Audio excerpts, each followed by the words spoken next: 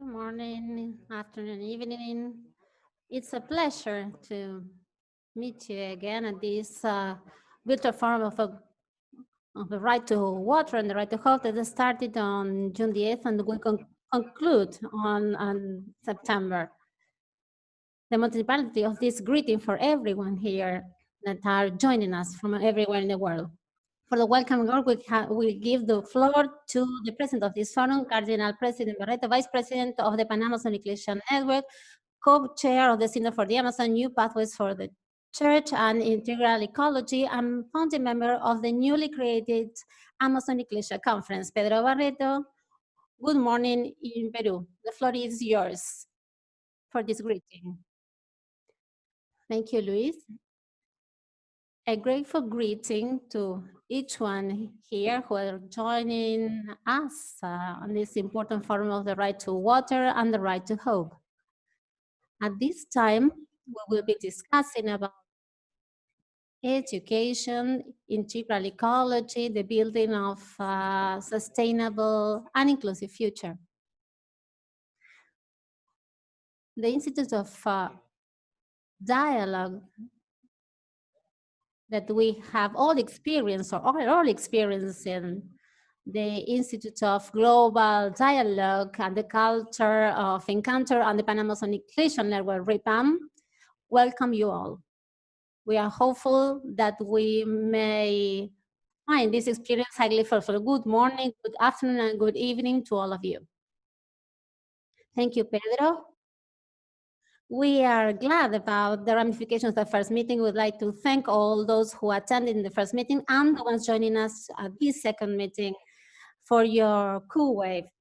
Today we are talking about education and integral ecology and its contribution to sustainable development and inclusion. It's about talking about topics that matter us all, that allow us to keep away from this cyclical moment and go beyond the uncertainties of the future. Our speakers are leading guys from the academia, the educational world, and the community. And undoubtedly, just as water flows and is a right to life itself, education is part of all conversations. Education does not only appear when we think of the schoolwork, but also in the cause and consequence system that all society should concur on to envisage over time. A minor experience some days ago with the team of the Institute of Agriculture, we went around the popular neighborhoods of the Greater Buenos Aires area to provide solutions to vulnerable areas. An experience we have been discussing with many of you. And in addition to thinking of all the devices and the objects we wanted to show, what we wanted to implement, there was a demand on the side of the community. It's okay what we want to bring about. If we not generate the educational process to raise awareness about the use of this, there is no chance that the device may be used. So educating comes first, and is what builds the future. In this sense, something simple. If water is the agent that prevents this virus, washing your hands is a recommendation or the correct thing to do. However, there are many people that are unable to do so. And not only are unable to do so, but they don't even know the right to doing that.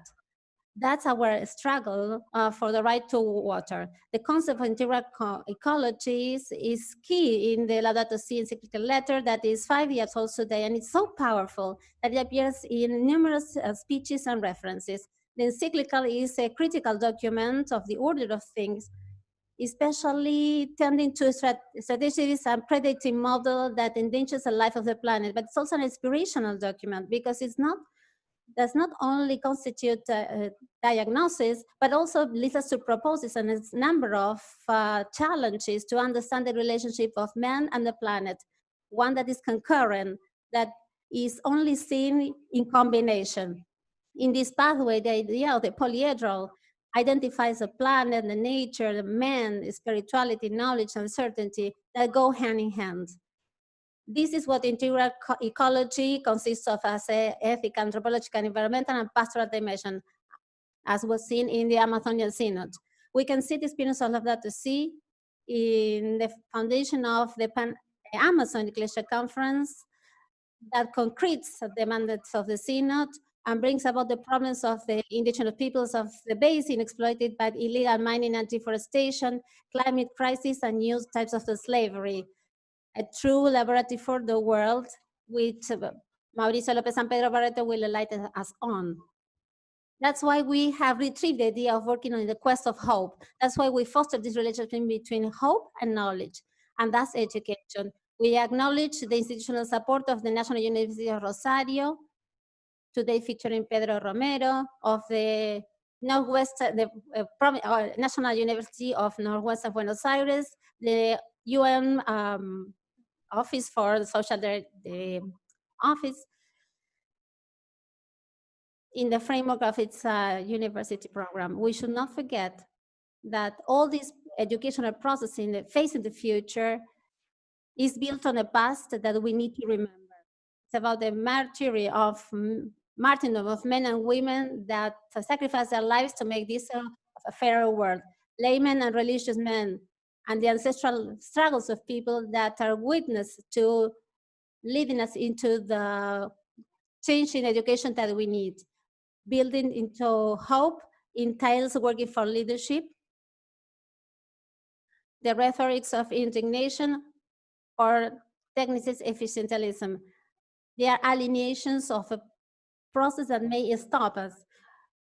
Shaping new leadership is perceiving the essence of concrete in the eyes of the others. We are aware that today's speeches guide us in this direction. Let's be protagonists.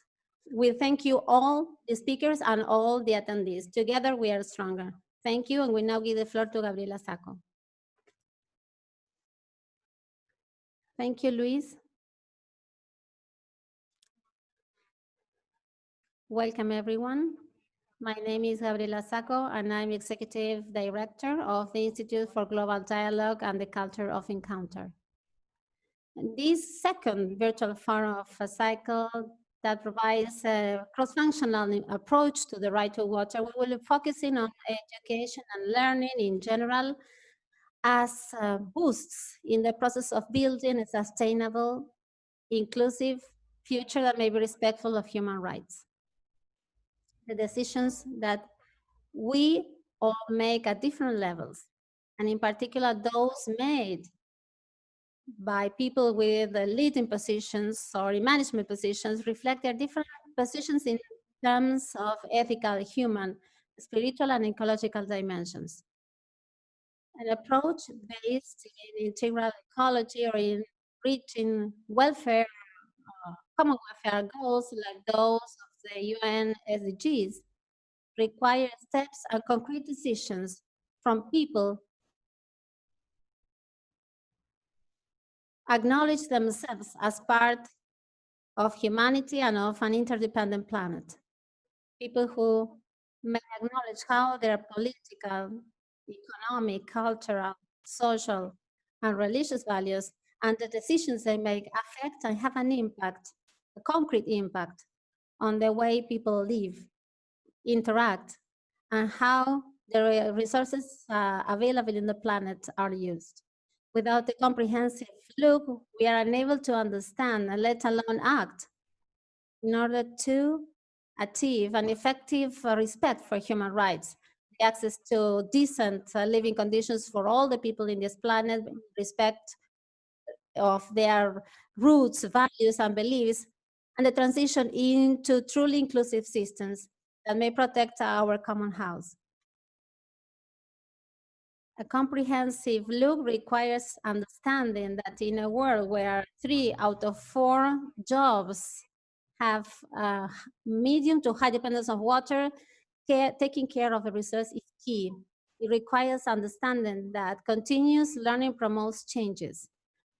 That as we live, we are in an ongoing process of learning, and that this process of learning, educational institutions, as well as institutional organizations from the public, private sector, or even the mass media, have a concrete role to play.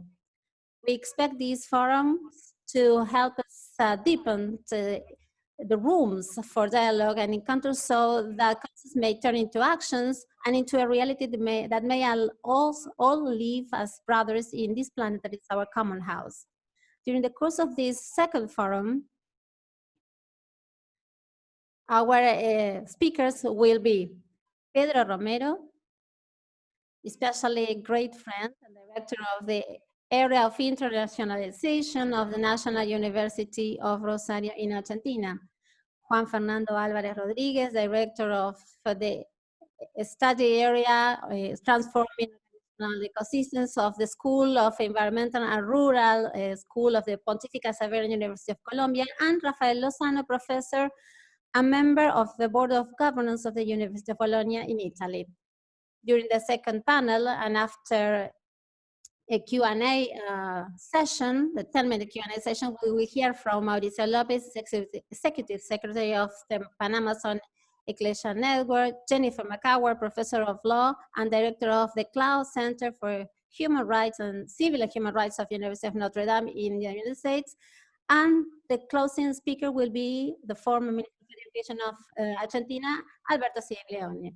After this second panel, there will also be another Q&A session.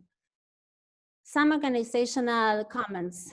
There is a simultaneous translation available at this forum. You can choose to listen in Spanish or in English. When speaking, choose the channel where you will be speaking, you will use for speaking. All the options are on the bottom part of the screen. As I stated earlier, at the end of each panel of 3 speakers, there will be a Q&A session. Louise and myself will be moderating these panels. All speakers, wherever the panel may be, are invited to actively join this Q&A session. And those speakers who may have taken part in the previous forum are also invited, and you will all be able to do so with your cameras and microphone if you wish to speak. We will also ask you to use the raise hand option or talk to us by chat or WhatsApp. The attendees and the other forum members are requested to write your questions during each of the panels on the Q&A section so we can transfer these to the speakers. It's important that those who are not speakers may take into account that we'll only take questions that are written on that Q&A section rather than on the chat section, which is a space for you to introduce yourselves. And by the way, let me remind you that as you join us, you may include not only your name, but also where you are joining us from. We have attendees from the US who we welcome, Uruguay, Peru, Colombia, Mexico, Italy, and many also from Argentina itself. These recommendations will be reminded during the course of the forum, so we will be attentive to any of your needs. Louise, the floor is yours. Thank you very much. The Q&A is the channel where you to funnel all the questions. So we greet our friends from Rio Cuarto, Mercedes, from Argentina.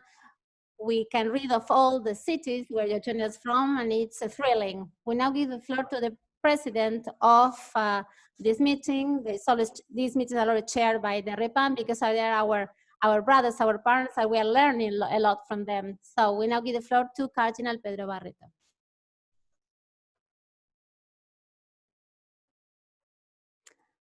The microphone, please, Pedro. Few things happen. Education is the key to integral ecology, and somehow it brings us into the future, a hopeful future, because this future should be sustainable and inclusive. We have had a very close experience that is to be related to the issue we are discussing today. There is a city in the Arctic Circle that on June the 20th, it's a Russian city. As I was saying, on June the 20th, reached 38 degrees. That is one of the coldest cities in the world, reaches 40 and 50 degrees below zero. And this time it reached 30 degrees above zero. So in the context of these pandemics of COVID-19, makes us become aware there is a serious pandemics that we are not taking care of at this time, but it keeps moving forward. And that forces us to firmly consider the issue that we are discussing today. Education for inclusive ecology. The consequences that we are undergoing today convene us to a deep reflection, but also to cooperative action from the perspective of the Laudato Si encyclical letter. The right to water also entails the right to hope. We have all analyzed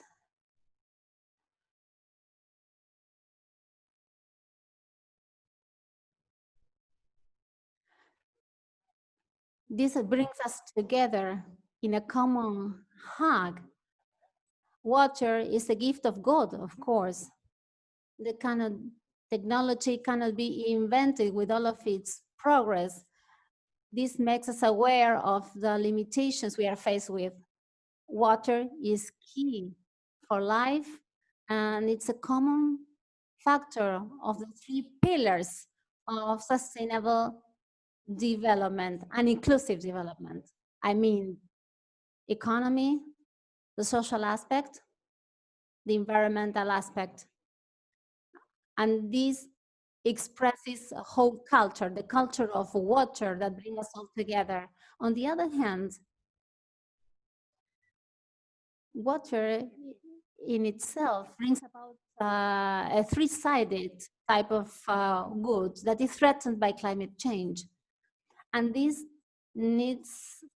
is something we need to be aware of, so that our speech and our discussion about education and integral ecology is not just a mere reflection, but maybe turned into compelling action today. This three-sided good that is water brings about a social dimension that convinces us all, because water is a natural part, a daily part of our life. If there's no water, we cannot be human beings. Water purifies us and feeds us. It relieves our thirst, but it also makes possible that our food may reach our tables. And that's a social good. That's why we need to be highly aware of this. On the other hand, water is also an economic good. It is necessary to produce other goods, among others, energy itself.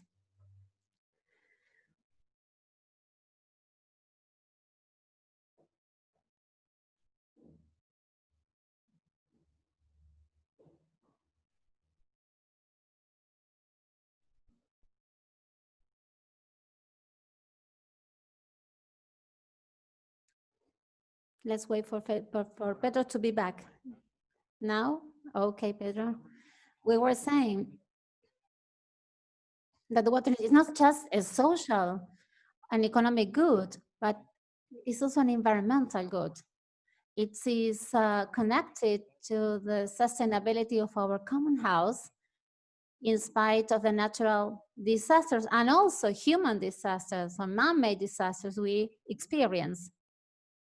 And I would say, lastly, that it's a key good in our life. Therefore, caring for water lies as a responsibility of us all. It's a key gift given us by God's creation, intended to meet the needs of our life itself. Promoting the culture of water means valuing itself, respecting it, considering it as a good for us all. And that makes us aware that there is a lot or a long way ahead so that the quality and volume of water required may reach all people. We will here also be discussing about this compelling need to adopt a solidarious attitude towards those people who during this COVID-19 pandemics hear that they need to wash their hands, but they don't have the water to do so in their own homes. We should remind that John Paul II back in 1990 urged us about the moral need of a new solidarity regarding the ecological crisis. It's important to remind that the church, in the words of John Paul II 30 years ago, already referred to this moral and ethical need for a new solidarity that also requires a new type of education tending to integral ecology in the terms the Pope Francis also refers to on chapter 4 of Laudato Si encyclical letter. This experience, of course, says or makes us see that there are many people who do not have access to drinking water and are exposed to more diseases and to morbidity. Some others are short of the quality and volume of water that they require.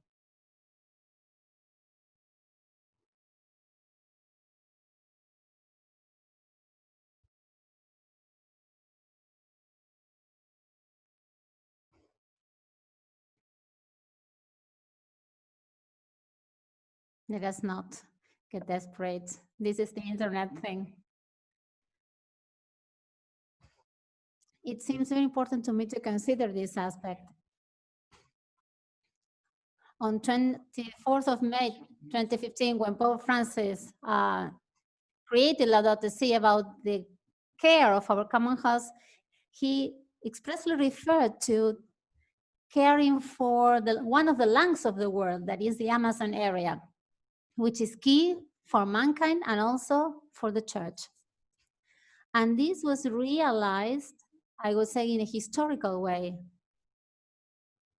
upon the organization of the Synod for the Amazon that was hosted in October last year. Some days ago, on June 29th, a proposal brought about during the course of this synod was realized by creating the Ecclesial Conference for the Amazon with an active involvement of our brothers and sisters from the Amazon indigenous area. They have lots of water, 6,500 course of the Amazon River throughout the Amazon basin. The overflowing of this excess of water at the mouth of the Amazon River into the Atlantic makes us remember that over 100 kilometers you can still drink drinking water, fresh water. So that means if water is life, nature teaches us to bring it together and to concur, to have the 1,800 affluents of this river. Nature teaches that we should bring together our endeavors so that education, which is the basis for integral ecology, may be an urgent proposal to contribute to today's world. Our intention is to create an ecology citizenship that was sustained by Pope Francis.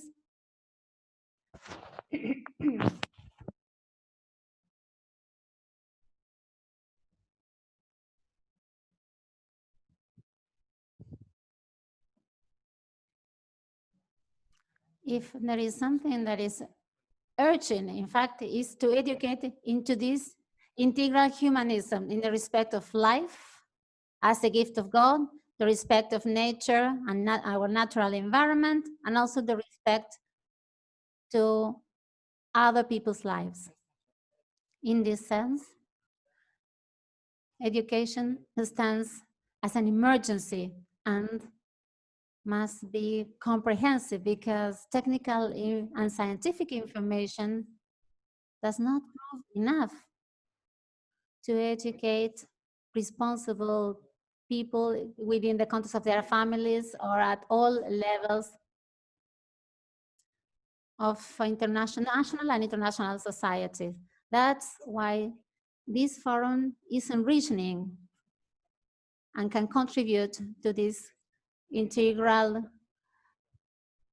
education in this social and educational emergency that we are experiencing.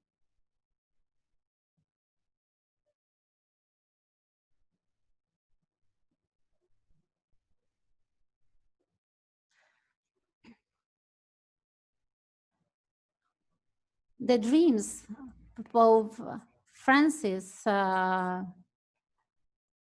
referred to in the Dear Amazon appeal. There's the social dream, getting water to bring us together as brothers and sisters to make a fairer society where rights may be respected and where there may be demands for compliance of additional duties to each one of those rights. And also the cultural dream, the respect for all cultures. We need to learn once from others, because we are somehow here expressing this integral education. But also there is an ecological dream, the dream of caring for our planet, and make this a basis of our education, of our economy, of our politics.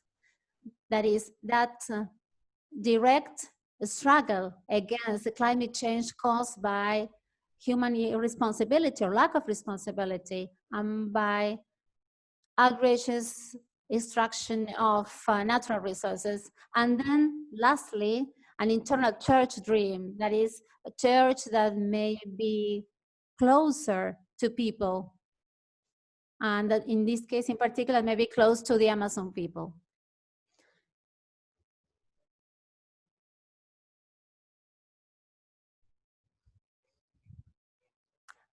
An integral ecology that are brought together by our key vocations, that is to make human beings, eternal human beings, and may help other human beings.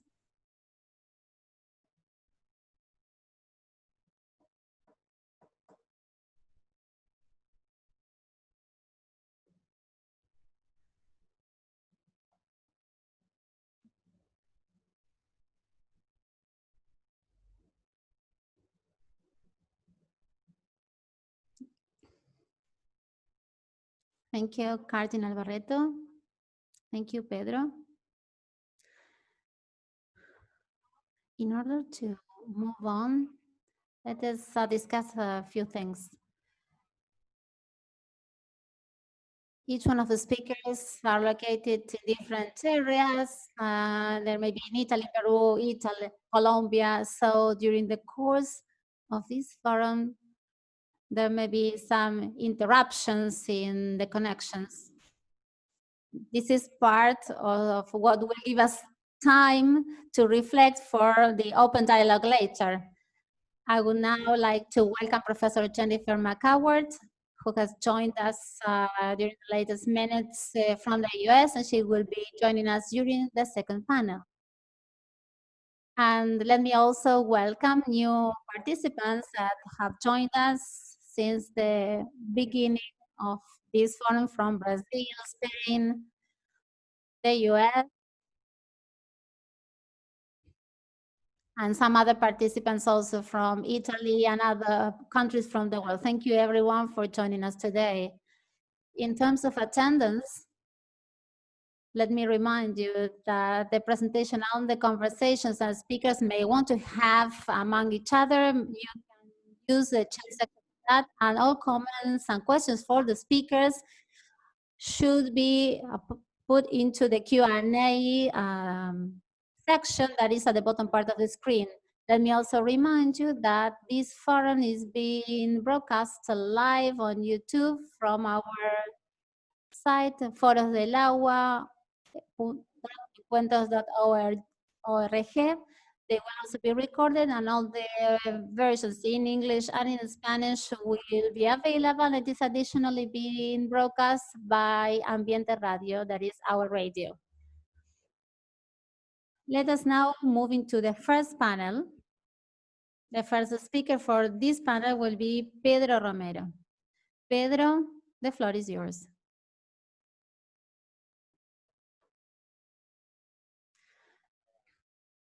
Good morning. Good morning to everyone joining us at this forum. Let me also thank the REPAM, the Pan-Amazon Ecological Network, and Cardinal Pedro Barreto, that is his vice president and is joining us today, and also the Institute for Global Dialogue and the Culture of Encounter.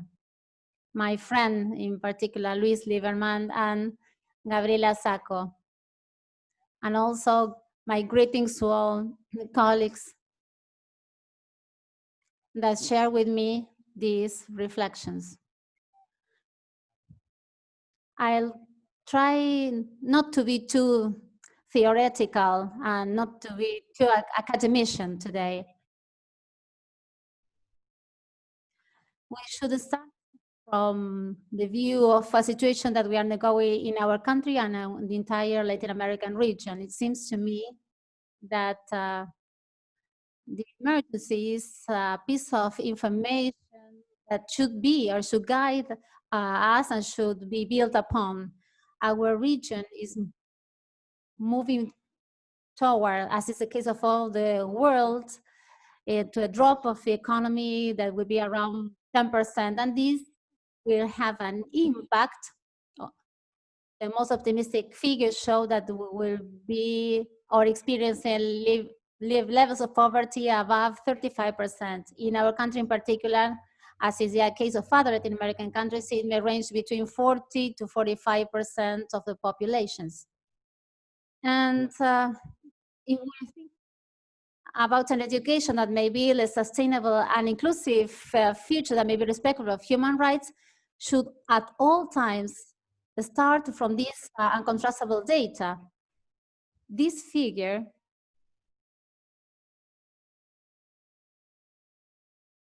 is powerful. When there is a society with features 50% of population in poverty, of course, that population is poor. It's not that just 50% of population is doing well and the other is doing badly. No, the entire society is impoverished. This is a piece of information that should be the starting point where all the social educational data of Latin America, and in particular of Argentina, are not at its best, but are at the worst times of history. And that's the starting point to consider, to start thinking about education.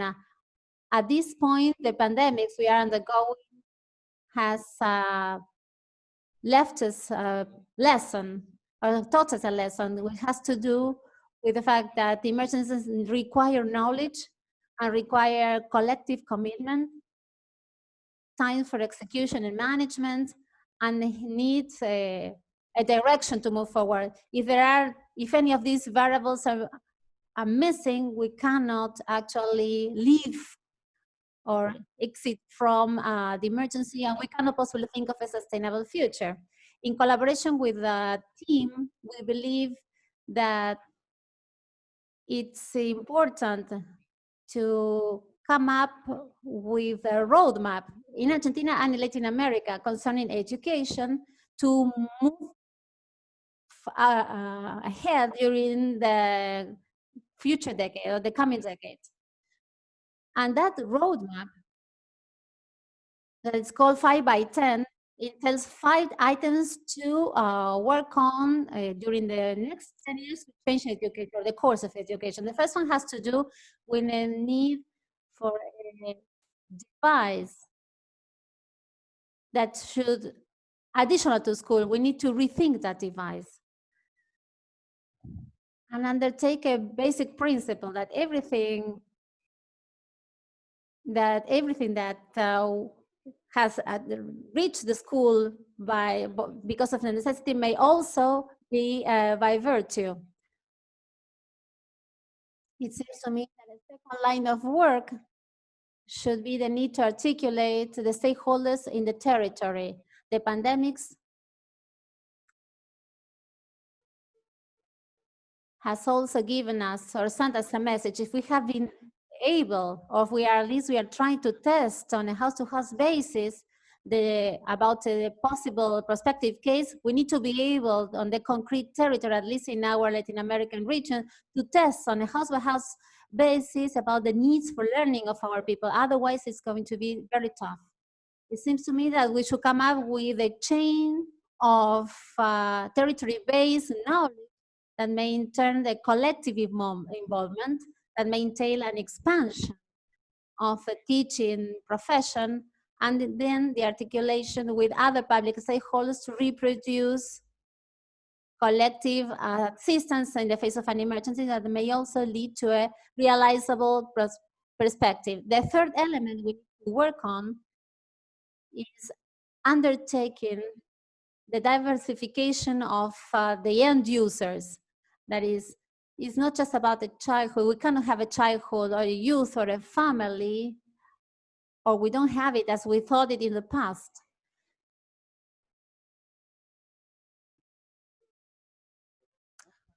We need to assemble a kind of cohabitation on the basis of the daily lines or daily activities.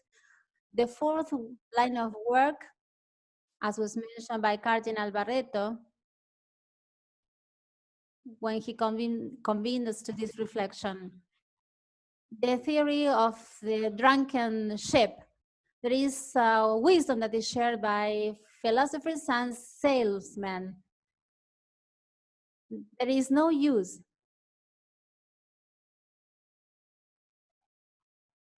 There is no use in knowing where the wind comes from if you don't have a direction where to go. So school and education have always built the senses of peoples and nations. And we cannot just promote it as an instrumental design that has actually led to the emptying, a higher emptying than just the economic one we are undergoing. Many times, stakeholders in education build on what's empty. They have no authority and are faced with a society that's that are very, society is very critical and considered as a public service. And the last item has to do with infrastructure. There is a need for a long-term commitment, but one that should be undertaken right today to consider the entire infrastructure, educational infrastructure in our region. In 1994, the UN nation enshrined the human right to education. And that entailed a territorial deployment in all nations of an institution that was called school that would be taken close to people. For several years, we were engaged in guaranteeing the access, and now we need to move into a human right to learning. And this human right to learning entails building a new cognitive ecology, I would call it, a new cognitive ecology for children and young people, specific children and young people that stand as stakeholders in the recreation of culture. And that has to do with taking care of them and their right to learn, their right to creativity, and eventually building the right to the culture and the nation that we are part of. Those would be my initial comments. Thank you very much, Pedro. From the city of Rosario, the National University of Rosario. Now, give the floor to Juan Fernando Alvarez Rodriguez from the Xaverian Pontifical University in Colombia. Thank you. Everyone have a good day. Thank you, the organizers, the REPAM, and the team endeavoring for this common welfare.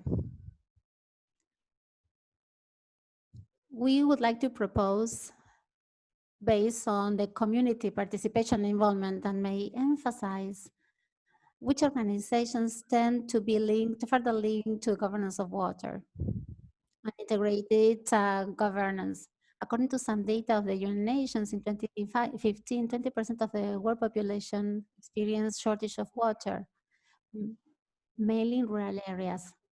80% of the cases, women and children actually were the ones seeking this resource. 30% of the population at work were led that not have access to water, and 40% fail to have basic facilities to wash their hands. There are economic and political problems that derive from extractivist interests and that have infringed the right to water on the side of their citizens. So we are faced with an ecological problem, but also one that is ethical, because it's up to us to make decisions that may defend those interests. We propose that the organizations in the civil society should endeavor to demand the accountability of governments, that there may be investment in research and development, and maybe promotion of collective water governance. But we are not told or instructed how to do that. We should start with the instruments that I have mentioned before to come up with a transforming education. This year, we are celebrating the 5th anniversary of 3 global instruments that were conceived for action: the Sustainable Development Goals, the Paris Agreement, COP23, and the Pope's Laudato Si encyclical letter that tend to common ecology and education.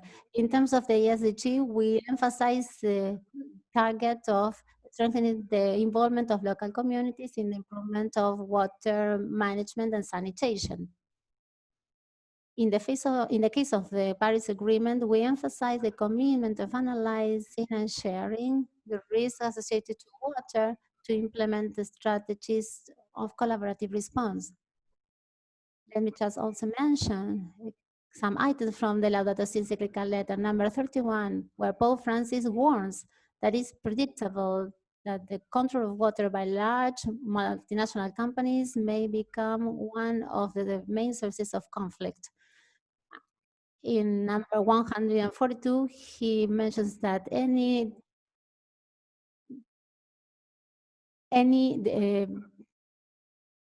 order to bring about or enhance this issue, we propose a multidimensional type of action: the common welfare and the organizational and transforming organizations.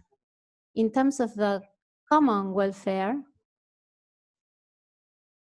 this, what we call the common welfare, is made up by human rights, the Sustainable Development Goals, and other goals such as the protection of indigenous cultures or ideological diversity. Halina Goston has inherited a concept of a relationship between normative diversity in plural organizations by showing that organized communities manage water supply efficiently under governance, under the approach of transforming organizations. Our main concern, or the main concern of the organization, should be the preservation and protection of life as a sustainable good.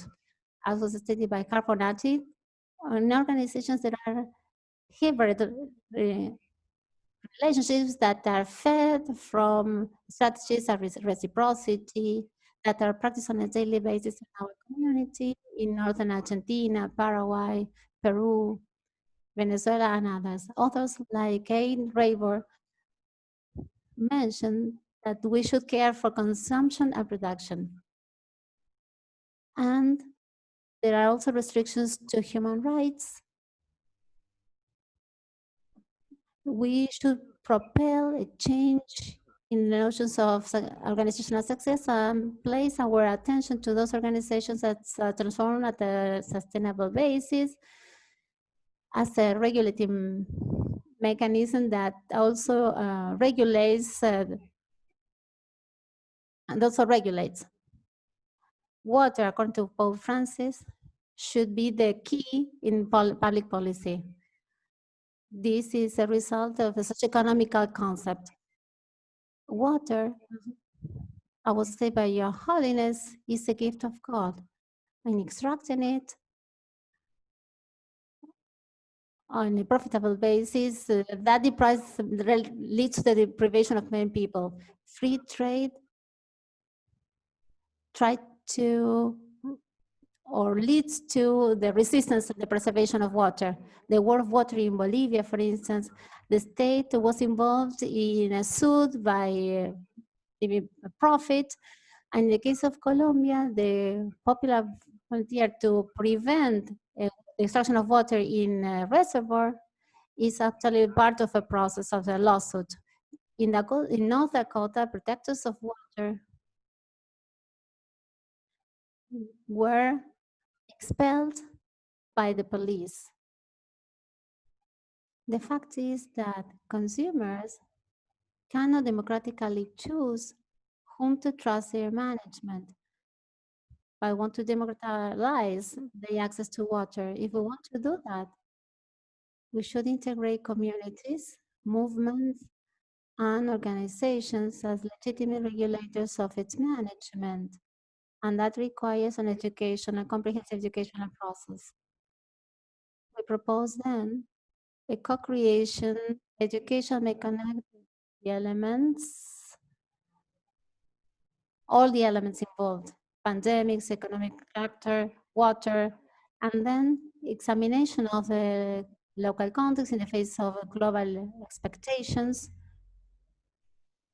that generate a comprehensive approach of education to fill in that knowledge, knowledge to be competent, an education that may assess capacities or abilities from our differences rather than assessing our shortages or limitations.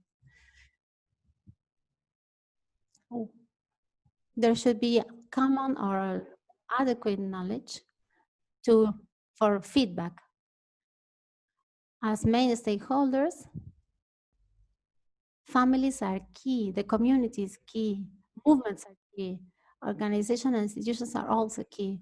Institutions and organizations and movements, communities and families that are involved in education in solidarity contribute to the expectations to their demands, the territory concerns and the needs of people, making up an organizational ecosystem that may be transforming. But what organizations tend to facilitate these approaches? PASAL in Costa Rica, Acueductos Rurales in Bolivia, service cooperatives in Argentina. Organizations tending to develop actions for the generation of common welfare through private endeavors or undertakings that arise from families and movements and organizations that eventually organize as companies and serve in the market and democratize the market, and including ways of valuing the heritage and non-hegemonic ways of consuming and trading. Disassembling then that omnipresent reason as one for water. In the Colombian cooperative, we raise awareness about the need to develop environmental endeavors. This awareness raising action is involved in all our activities. The recreation, entertainment, economic actions, and that awareness is materializing into the action of seeding water by means of the seeding of 1,000 trees while we preserve the food sovereignty of indigenous communities and 10 kilometers of wildlife for biodiversity. Pope Francis reminds us in 179 that whereas a world order may not lead to this responsibility, these local communities may make a difference. Thank you very much.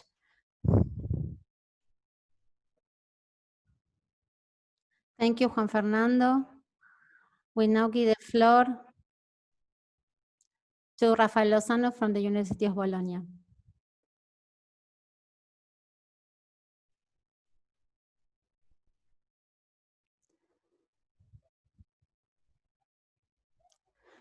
Good morning, good afternoon, good evening, everyone. Thank you, Luis Lieberman and Gabriella Sacco from the Institute for Global Dialogue for this invitation to take part in this cycle of conferences, which are so interesting. The general issue is a social responsibility in the education system and the university system in particular. Pedro Barreto, when he spoke about education for ecological citizenship, or Pedro Romero, when he talked about new cognitive knowledge, have mentioned some of the main issues and have brought about a series of concepts that I will not be discussing myself. I will not get into this in detail, but I want to present you with a practical case, how the University of Bologna, a public, state-run, large university in Italy, where we have 80,000 students and 3,000 members of the faculty and administrative staff, how we are facing these challenges that are part of this cycle of forums. To mention some practical actions, any large institution, or the first one we have undertaken, we have undertaken for 5 years, is to define strategic plan that is maybe objective-based. At our university, we have connected these goals, strategic goals, to the 17 Sustainable Development Goals mentioned or referred to by the 2030 Agenda.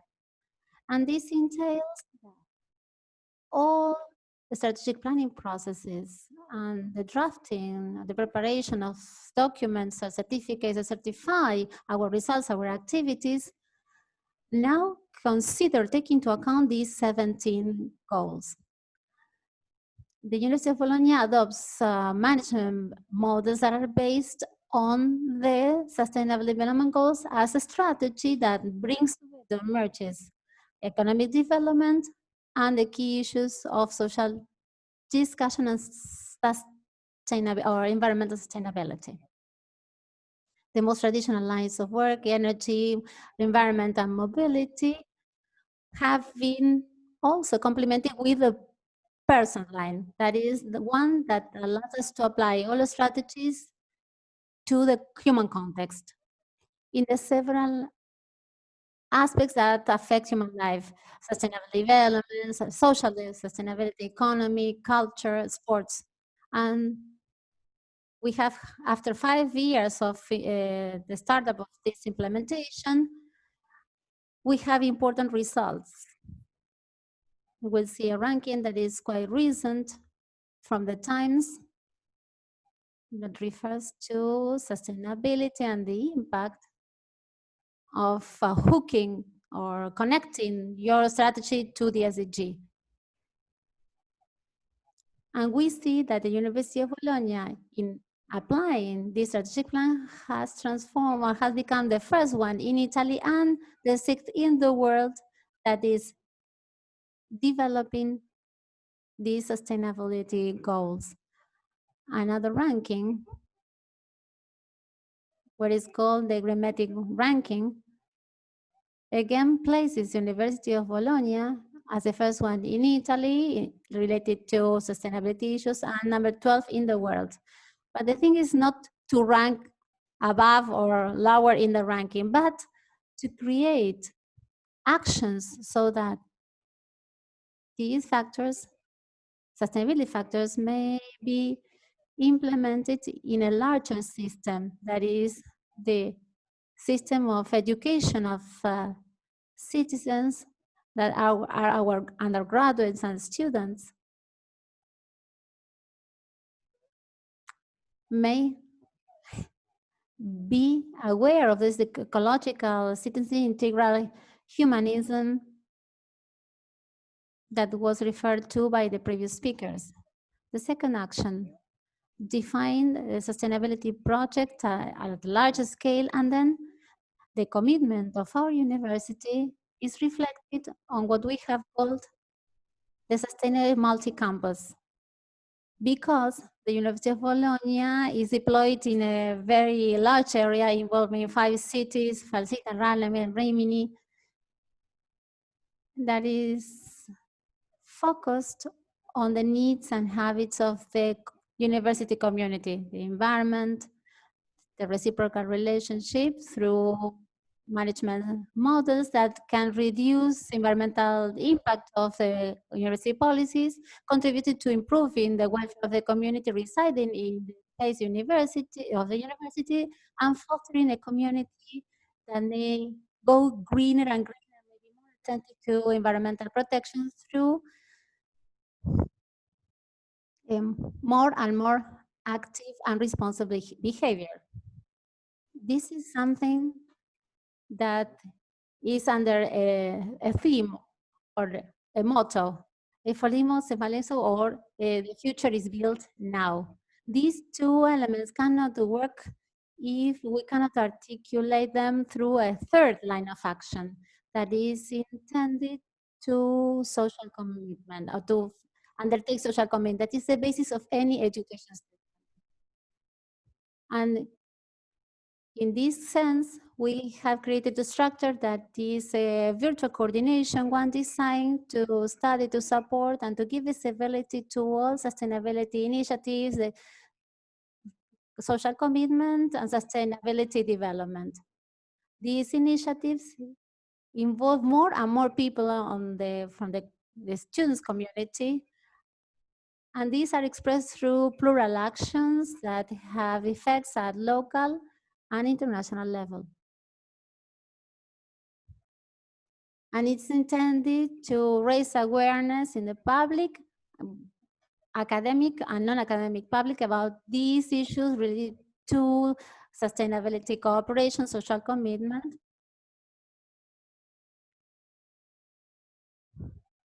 These three elements are then turned into a series of actions. I will be discussing some of them that we have developed over these years. For instance, we have created what we call the green offices.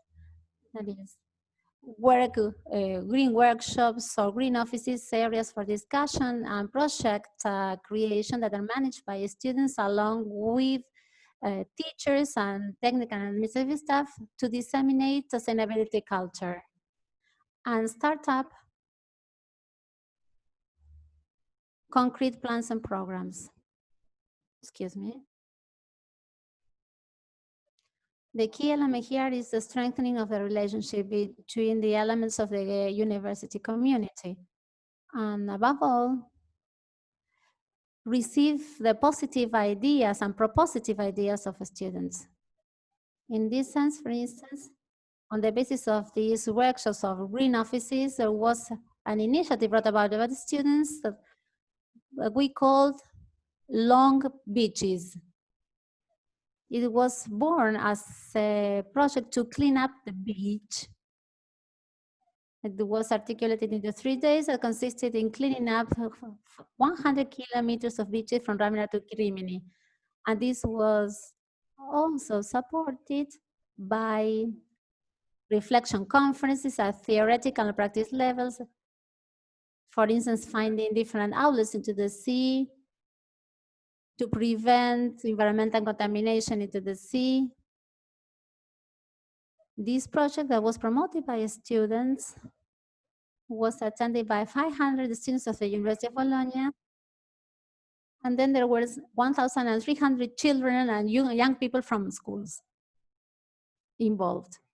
The university creates so a relationship of all education levels in an attempt to find what was called by Pedro Romero as a new cognitive ecology.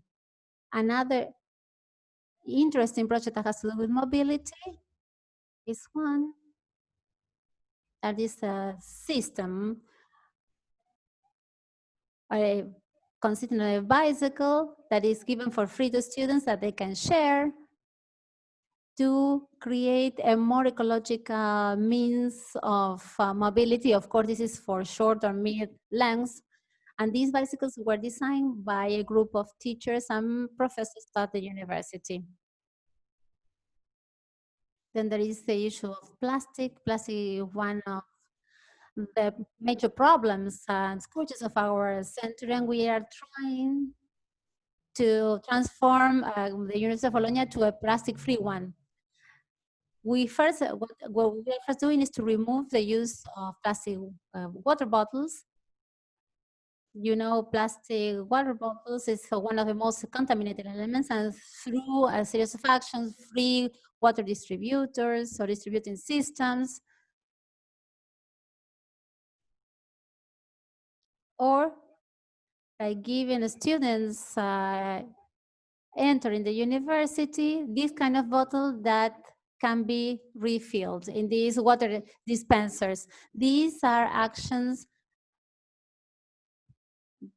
that may be implemented in, so to speak, rich countries or rich universities.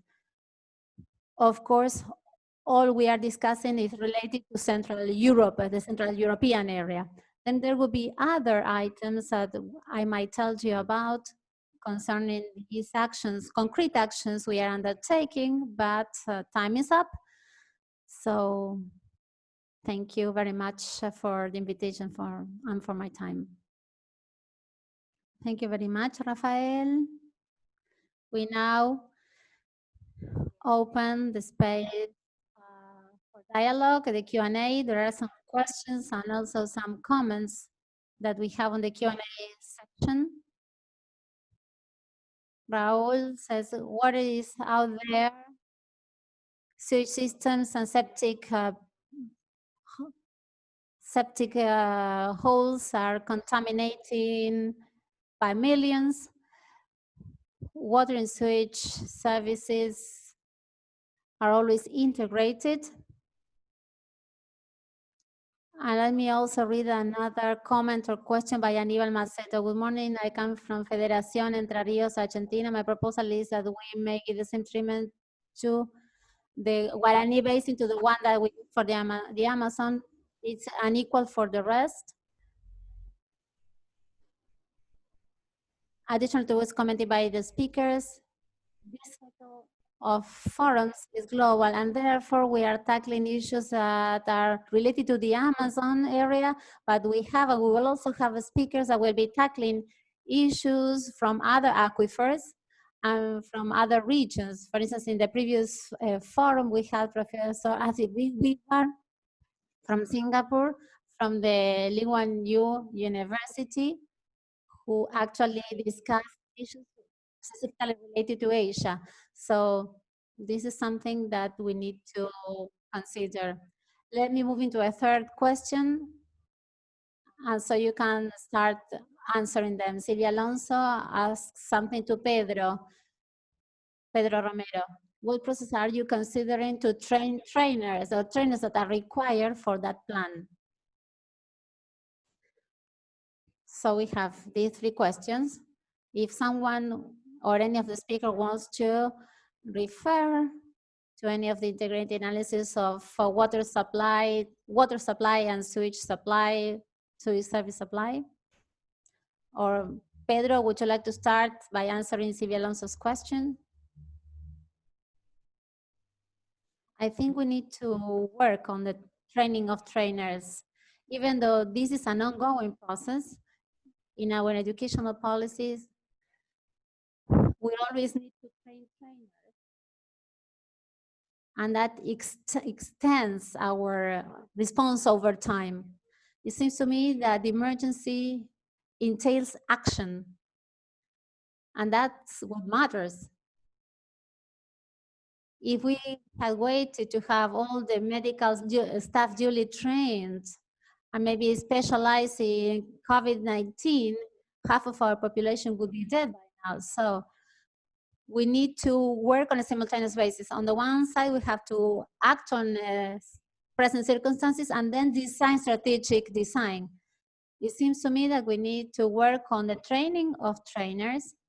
And in this case, I will respond in on the side of Argentina. We need to have a 2-year strategy where to integrate the higher education system and bring about a plan where all our teachers may at least have 2 degrees, one as teachers and another one as a college degree, and then go for postgraduate education. That was something, that was a plan that has been fruitful in Argentina, that has led to improve assessments and can be extended to other systems. The trainer of trainers has multiplied the actions teachers are responsible for, and it would be important because this expands the teachers' roles, and that means the schools need new educational workers. I mean, all workers linked to should be linked to the digital world. I mean design, arts, content curators. It seems to me that assembling, we should assemble, put together a more sophisticated teaching profession that may involve all subjects involved in education. And the third one should be a concrete articulation on the territory, along with other public policy, the stakeholders that are not maybe sometimes so articulate, so highly articulated. These 3 elements may enable us to work effectively on the cycle, the present cycle, and assemble a solid strategy. Thank you very much, Pedro. I also have another question. I will first focus on the questions related to education. There is a question from Jose Carapa in Venezuela. Good morning. What can we do so that the school and home education may enable a better water management? Anyone, any of the speakers who want to reply?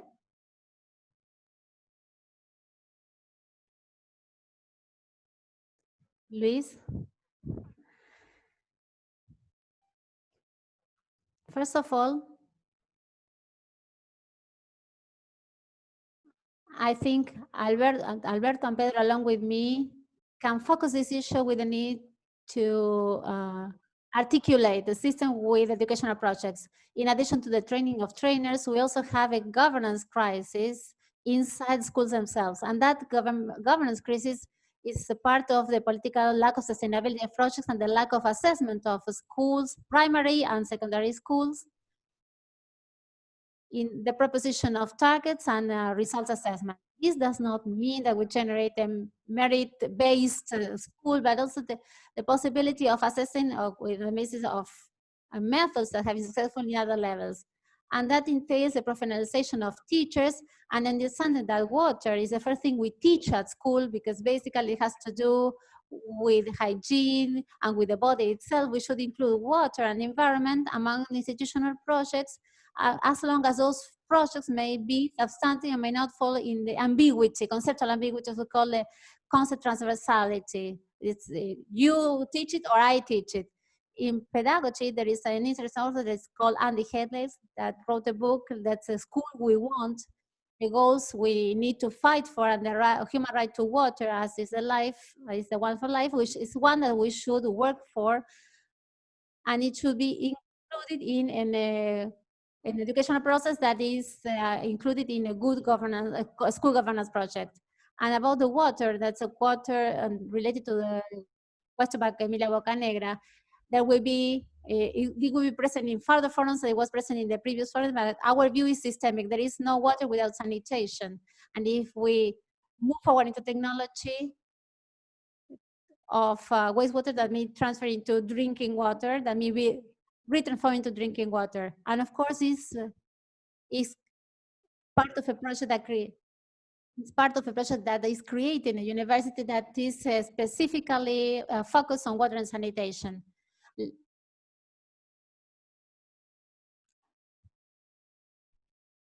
It seems to me it's something they should consider. There may be many questions that will remain unanswered, so speakers may reply them in the Q&A or maybe in an alternative way. Thank you, Louise.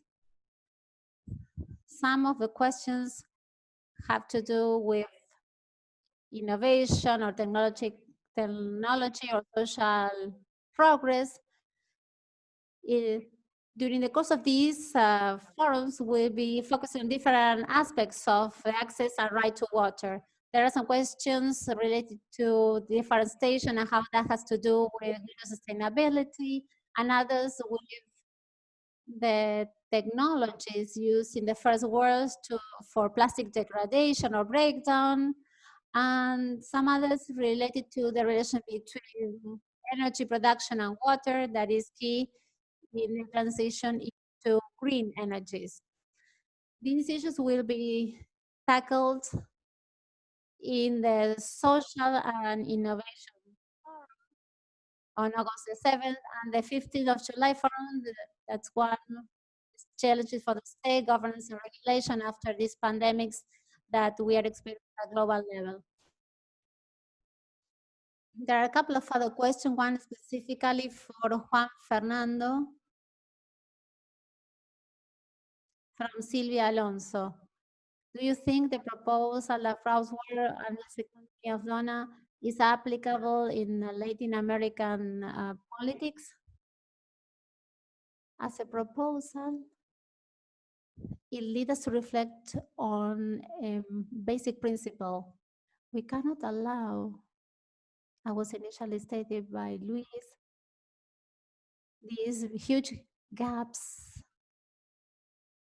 which consume excessively, whereas there are millions of people that do not have access and basic access to water. How can we put this into practice? For instance, by generating policies of access to water and other goods and services, and simultaneously discourage discourage the consumption of water. There are many tools for this. At the Xavier University, thanks to a holistic view where we integrate the knowledge of the engineering school, the environmental sciences school, and rural school, we created an institute that is a very water institute that has the potential to learn the consequences at the ecosystem level of building hydroelectric works, understanding the dynamics of water, the main rivers like the Magdalena in Colombia, analyze the environmental consequences, for instance, the Panama Canal or the Panama Dike in Colombia, which can lead us to rethink the institutional strategies that are forged into public policies. We can generate information to provide certainty to the communities concerning what is expected from water management in the face of these large projects that where they may be simply part of the audience. That is, moving from being in the audience to playing a key role. And that the key role approach may be interesting. Thank you, Juan Fernando. For the final part of this dialogue, sorry, we cannot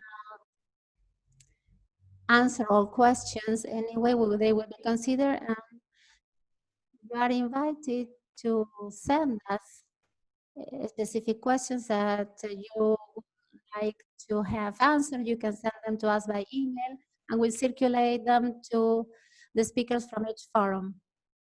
Jose Luis Gil from Spain, whom we'll hear from during the course of the following forum on July the 15th.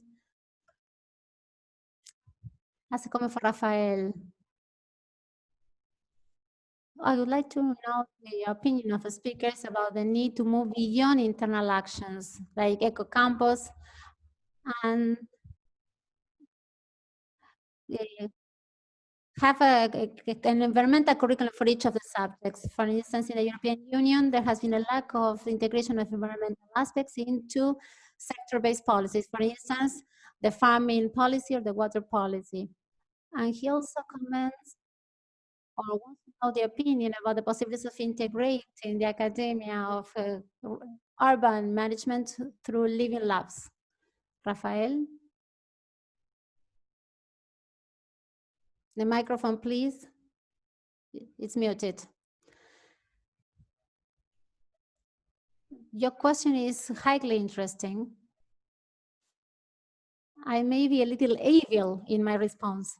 The problem is not just about the students. The problem lies in the faculty members. That is, a student may be highly sensitive, even though not so efficient in the ecological response. Maybe they leave all the bottles on the street, but the problem is middle-aged teachers or professors that are not environmentally aware. So we are proposing a series of actions. The university, at the university, you need to move in circles until you can change certain behaviors that are historical behaviors that come from a long term action. Professors that are less attentive to environmental issues are probably of the subject related to the subjects that more harmful effects cause. So in the case of engineers, for instance. So in particular, in this case, this is what we are attempting to do. And we put like the good behavior marks to those subjects that have an ecological element, so that the curriculums may include the environmental attention or protection as an element, but it's of course a long-term process that needs to raise awareness in all the elements of the university system. Thank you, Rafael. These are issues that give room for more or further dialogue. We then complete this first panel, and now we hear from Louise to open the second panel. Thank you very much. It was an intense, and it's a the short time is very short, and it's good that there may be many unanswered questions, and that this type of dialogue is created. I would like to greet Marcela Alvarez from Extra Técnica from the Riachuelo Matanza system. She will probably be joining us in the next forum. Alfredo Ferro in Colombia, who understands a lot about innovation and education. And another comment, it's good that the education system may help young people, environmental young people, to move from just the complaint to the action. So let's move into the second panel. We'll now give the floor to the first speaker, my brother, Mauricio Lopez, who is in Ecuador. Buen día, good morning, Mauricio. Thank you very much, Luis. Thank you, Gabriella, and everyone. Let me start by telling a story by Tony DeMeri. There was a salt doll who would ask or wonder about her identity, who she is, and she took a long trip or a long journey to find that answer. And when she was climbing a high mountain, she found a huge mass that captured her imagination, a moving one, that was the ocean. And she felt a voice calling her to move into it, that living, moving water. She moved towards that on the basis of that question about herself. And as she moved into the water, as she was a salt-made doll, she faded away little by little until lastly, when she was about to disappear and become or emerge into that water, finally she said, I know who I am.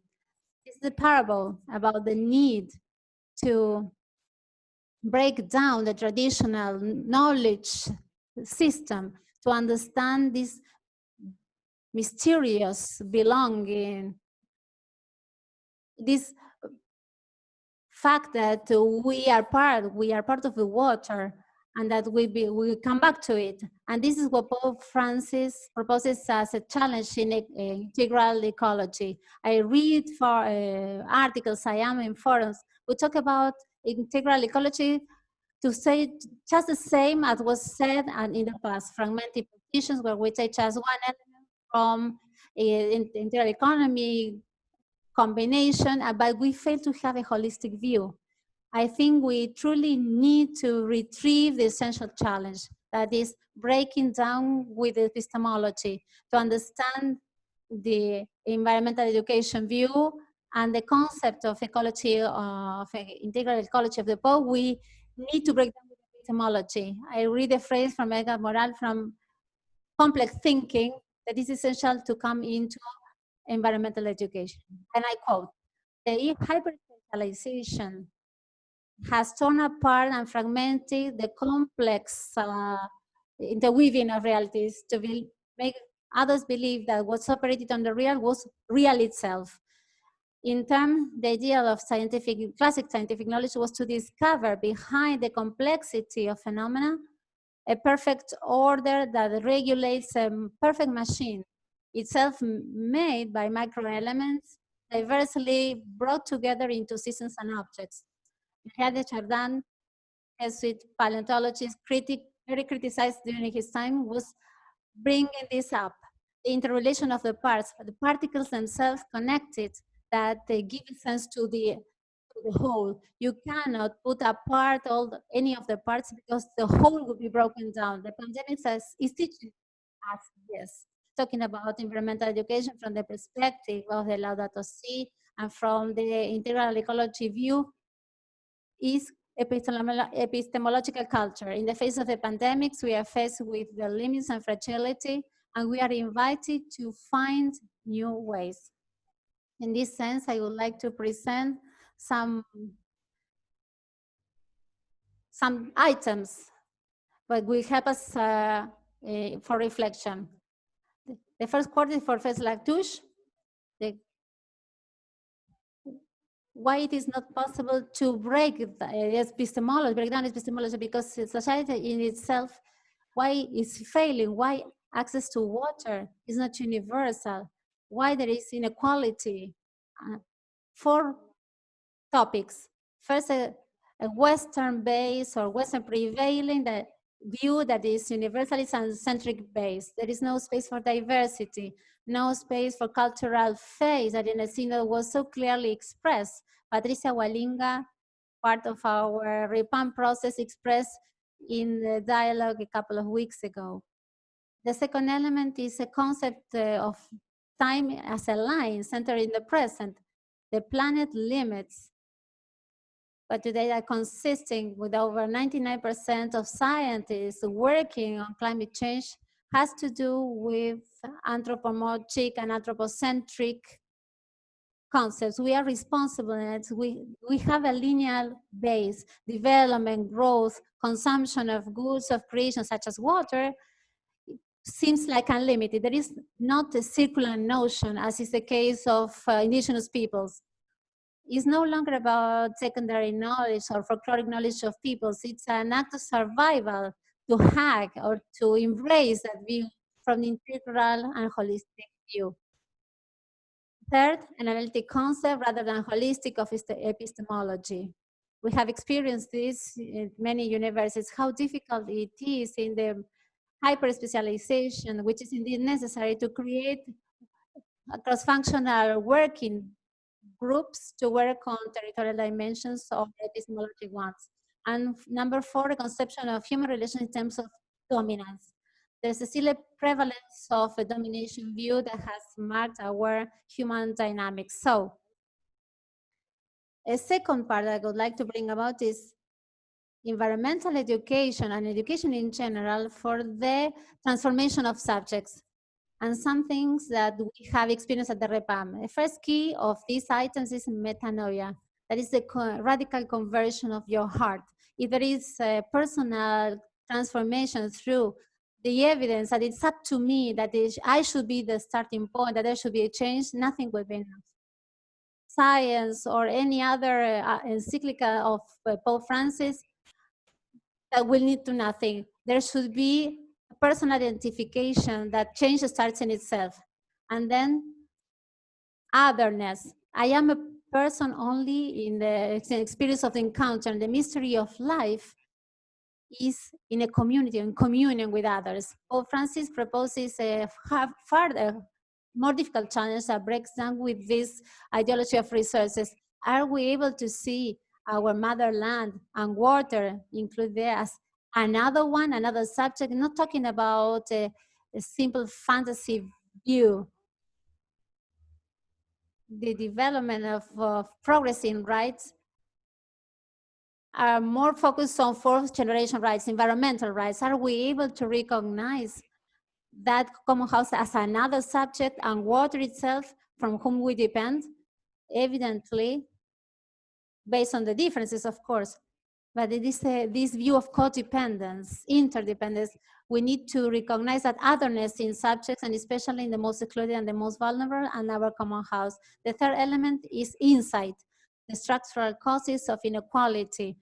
Not only should we analyze data, diagnosis, but also we need to identify the structural causes and see how to change them. In this sense, when there is a society where 6 or 8 families concentrate the same amount of richness that the 5,000 billion people of poor, that makes no sense. There is no possibility that an equality model or environmental holistic education may be possible in the face of these inequalities. What are the specific risks that sustain this inequality? And the fourth element that comes from our beliefs is the prophetic word, that is establishing ways and proposals and speaking out, and may allow us to move out from our comfort and closed zone that is sometimes self-reference from the church point of view, including university and some institutions, to come up with a genuine speaking out proposal or strategy. 2 more minutes. And the following 4 element group has to do with education for existential change. And here we're talking about strains between the subjects and universal values. We have created a society that sustains or affirms the subject autonomously, but we have lost the view of universal values. Water as an urban right is a universal value. Life, decent life is a universal right. We have mentioned several times before the SDG, and these sustain universal values, but are opposed to the view of subjects. These 6 or 8 values say that I have the right as an individual, as a group, to concentrate as much as possible, as if this was an equal system to have access. And in the case of Latin America, in the case of these pandemics, it will be around 200 more million poor people that will have and look into their eyes. The second element is Cathology and being present. Eschatology and presentism. That is looking into the future, the possibilities of building a new world, what is entailed in the long term, but in the face of an urgency, of a compelling need now. The third element is relativism in the face of the traditionalism. This notion of everything will be adjusted to the current conditions of reality, and another look, maybe opposed poles about traditionalism. Everything will be resolved if we go back to roots and to tradition. What's the balance, the right balance in terms of environmental education in this term, or in this sense? And just to mention some encyclica, Laudato Si encyclica, last 4 element group proposed by the Pope to impose a new way of life. The substance question in education, in environmental education is we truly believe that there is a breakdown, that the pandemics makes it more apparent, but let's see how the forces that want to go back to the same are trying to impose at political and economic and social level. It's true that we are moving into a new way of life. How education and environmental education is key in that. Then educate for an alliance between mankind and the environment. Break down that dichotomy, the human beings here and the environment there, or the dichotomy of two different crises, a social one or an environmental one. Just one single crisis, but it requires holistic and complex and integrated thinking. Then enjoyment and peace, a third element, the ability to be astonished, to build a peaceful process. And then civil and poetic love. Our commitment from the establishment, from the values proposed in this Laudato Si encyclical, so there may be chances that we may change the structures from the notion of love for the civil and the political aspect. These are some keys that the REPAM has brought about and the Synod is also promoting. Thank you very much. Thank you very much, Mauricio. Let us remind you that you have the translation channels at the bottom part of the panel. We now give the floor and welcome from the Notre Dame University to Jennifer Mccord. Good morning, Jennifer. Good morning and thank you. It's a privilege to have this opportunity to speak with you today. I apologize that I'll be speaking in English, but I am grateful that there's a translation channel available. I am speaking to you from the University of Notre Dame in South Bend, Indiana in the United States. Notre Dame is a Catholic university founded and run by the Congregation of Holy Cross. Notre Dame's mission is to cultivate in its students a disciplined sensibility to the poverty, injustice, and oppression that burden the lives of so many in order to create a sense of human solidarity and concern for the common good that will bear fruit as learning becomes service to justice. This mission and its grounding in the Catholic intellectual and social tradition is what brings me here today and instills in me a gratitude for the work of Gabriella, Louise, and the Institute for Global Dialogue and Culture of Encounter. Although the primary focus of this forum is on the Pan-Amazonian region, the issues you address of human dignity, human rights, integral ecology, and the need for access to safe, clean water are universal. These issues are urgent in the United States as well, where lead contamination in our water supply is an ongoing issue that is impacting poor communities and people of color. Educational institutions, especially Catholic educational institutions, have a particular responsibility to engage issues of integral ecology and clean water. Any university, of course, pursues vital research and education. Catholic universities, however, can play an additional role by framing and prioritizing the issue of access to clean water as not simply a scientific or administrative task, but as a moral issue and an imperative of our faith. We speak, of course, from our own experiences in a forum such as this one today, and it's precisely because of the universality of the need for access to safe, clean water that I will speak today not of Latin America, but of the United States, where my experience lies. I live only 3 hours away from Flint, Michigan, an aging post-industrial city of 100,000 people. A majority of Flint's population is African American, and 45% of its residents live in poverty. 6 years ago, Flint's leaders decided to change the source of the city's water, pumping in water from the Flint River, a river whose water was highly toxic and corrosive due to industrial runoff. When this untreated water coursed through the city's lead pipes, lead leached from the aging pipes into thousands of homes. Despite complaints from residents and studies demonstrating seriously elevated levels of lead and other chemicals, and outbreaks of disease, officials did nothing for 18 months. Flint's leaders maintained that the city's water was safe for residents to drink, while at the same time providing filtered water for themselves to drink. It took legal action from a coalition of citizens, religious pastors, and non-governmental organizations to force change. Since then, it has become clear that the race and the class of Flint's population were key factors driving the government's deliberate indifference to their health. And the long-term consequences of exposing close to 10,000 children to lead and other toxins are just beginning to reveal themselves. Flint is not an outlier. It is estimated that 18 million Americans live in communities where the water systems are in grave risk of lead contamination. As with Flint, the gravest problems are typically found in cities that are predominantly African American with high poverty levels, such as Washington, D.C. and Newark, New Jersey. Thus, the insight of the Amazon Synod that the exploitative use of nature coincides with the exploitation of people and the denial of human rights is as true in the United States as it is in the Pan-Amazonian region. Educational institutions have a vital role to play in addressing the need for access to safe, clean water. At a bare minimum, university researchers in science and engineering can contribute knowledge. We saw this during the Flint crisis. It was university researchers in civil and environmental engineering who detected and traced the source of the water contamination.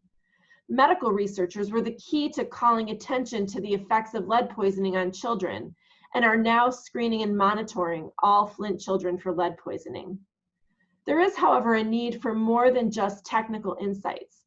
In the words of the final document of the Amazon Synod, quote, "We need to know and make clear where we stand, whose side we are on, what perspective we assume, how the political and ethical dimension of our word of faith and life are transmitted." Laudato Si, the final document of the Amazon Synod, and Querida Amazonia have given us a normative framework of integral ecology. It is a key function of universities, especially Catholic universities, to understand and apply that framework. Scholars of theology and human rights must explore how to develop and apply the principle of integral ecology when it comes to access to clean, safe water. Scholars from the humanities and social sciences must identify connections between environmental degradation, poverty, race, and human rights violations. Scholars of law and public policy must guide us in how to implement the principle of integral ecology in the realm of clean water. In addition to multidisciplinary research and scholarship, universities must also educate their students to champion the right to water, the change of heart to which Mauricio referenced. By creating courses and other educational initiatives for students, universities create the next generation of leaders who will know both how to create an infrastructure for clean water, but also why clean water should be their professional priority. By reaching out to students from a variety of disciplines, from engineering to law to theology to public policy, universities can ensure that clean water continues to be understood, not just as a technical issue, but also as a moral one. I regret to report that neither Notre Dame nor any US Catholic university took a leading role in response to the Flint water crisis on either the technical or moral levels. Although I will note that Catholic Charities was a major actor in providing relief on the ground. That is not to say, however, that Notre Dame is unengaged with the right to clean, safe water. One of our leading biologists runs a lab that researches agricultural contaminants in the water supply. And since the Flint crisis, Notre Dame has launched the Keough School of Global Affairs, the faculty of which I am a part. The Keough School is an explicitly interdisciplinary policy school with integral human development as its animating principle. The Keough School's research faculty is comprised of development economists, political scientists, sociologists, human rights scholars, and engineers, among others. The Keough School's emphasis on human dignity in all its dimensions necessarily must incorporate the integral ecology that is at the heart of the work of the Amazon Synod. Indeed, we just welcomed a new colleague whose research focuses on water access in sub-Saharan Africa. I direct the Clough Center for Civil and Human Rights, one of the constitutive units of the Keough School. We anchor our work in an integrative approach to civil and human rights. We care about the Flint River and the Amazon Basin, about the human right to water and the civil right to equal protection of the laws. Most importantly, we care about the irreducible dignity of the human person. The fact that we do this work at Notre Dame, a Catholic university, permits us to explore all of these related issues in the context of our rich Catholic social tradition. The moral vision articulated in Laudato Si, the final document of the Amazon Synod, and Carita Amazonia, provides an essential grounding for universities who seek to advance research on the right to water. We at Notre Dame hope to explore how we might become a partner in advancing that moral vision. These sorts of conversations, like today, are an important starting place, and I'm very grateful for the opportunity to participate. So thank you very much.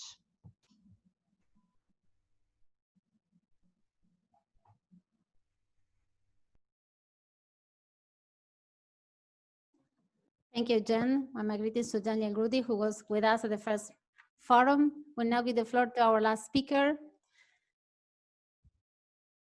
I do not usually do this, but when we think of the future, we also think of all this educational process that is realized as universities under his administration. 17 universities were created in Argentina. It's not just a social achievement for the government, but also one for the coming generations.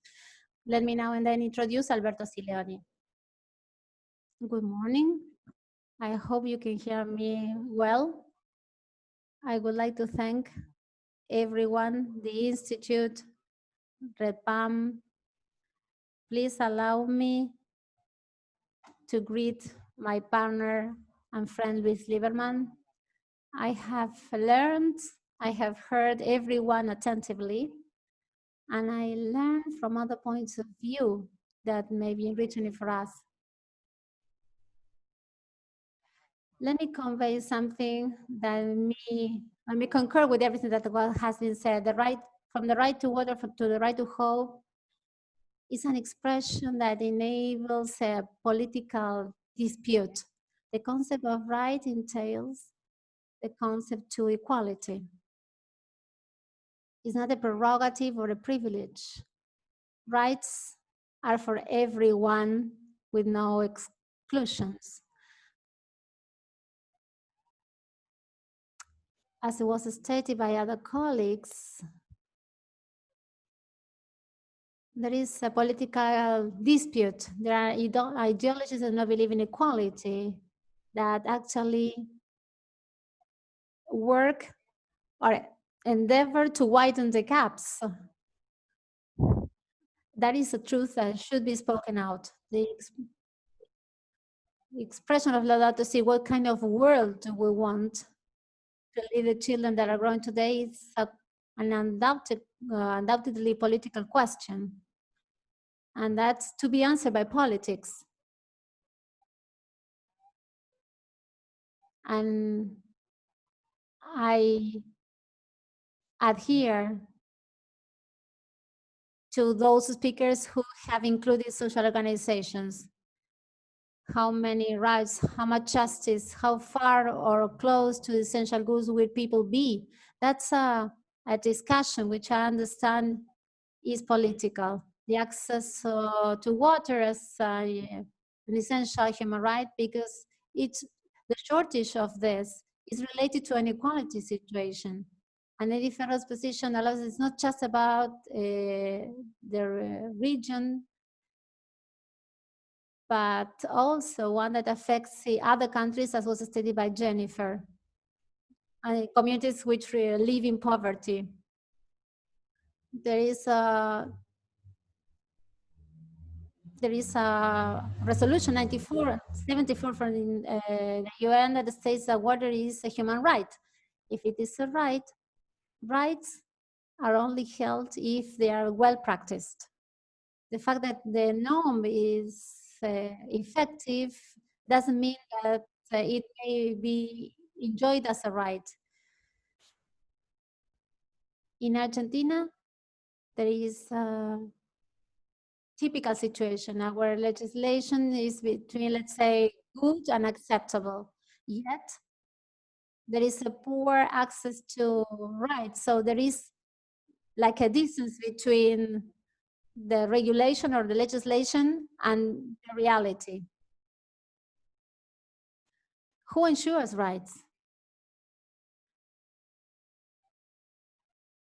Let me now introduce the relevance of a state. In Argentina, we have our ups and downs. It's not to be reproduced, but in Argentina, the presence or the involvement of the state, the discussion about the size of the state and what to many of us should be a highly present state is one that has been around for 150 years in our country. We believe that rights are ensured by the state. There is a video around there from a top officer of the most important bottling water in the world that states with the muscle of his face moving that says it's extreme position believing that water is right and that water distribution should be ensured by the market. That was stated by Juan Fernando during his talk. It's highly impactful to see that in spite of the apparent evidence, there are still sectors that the state and the market can contribute balance and justice. A market that deepens while capitalism of 2.6 billion people without sanitation, 900 million people without access to water, that's not to be resolved by the market.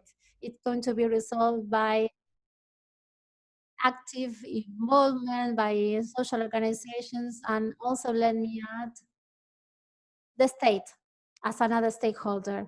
I understand that's a core of conflict maybe. Does education have anything to say about this? I was stated by Pedro Romero and by Rafael and by many others. Through education, society decides what it wants to convey to the new generations. There is a consensus about the building of a corpus of knowledge, scientific and knowledge, corpus of knowledge. We all know what some schools of the world educate for. The Nazis also had good schools. So that's the first notion that is specific. Through educators, human condition speaks. And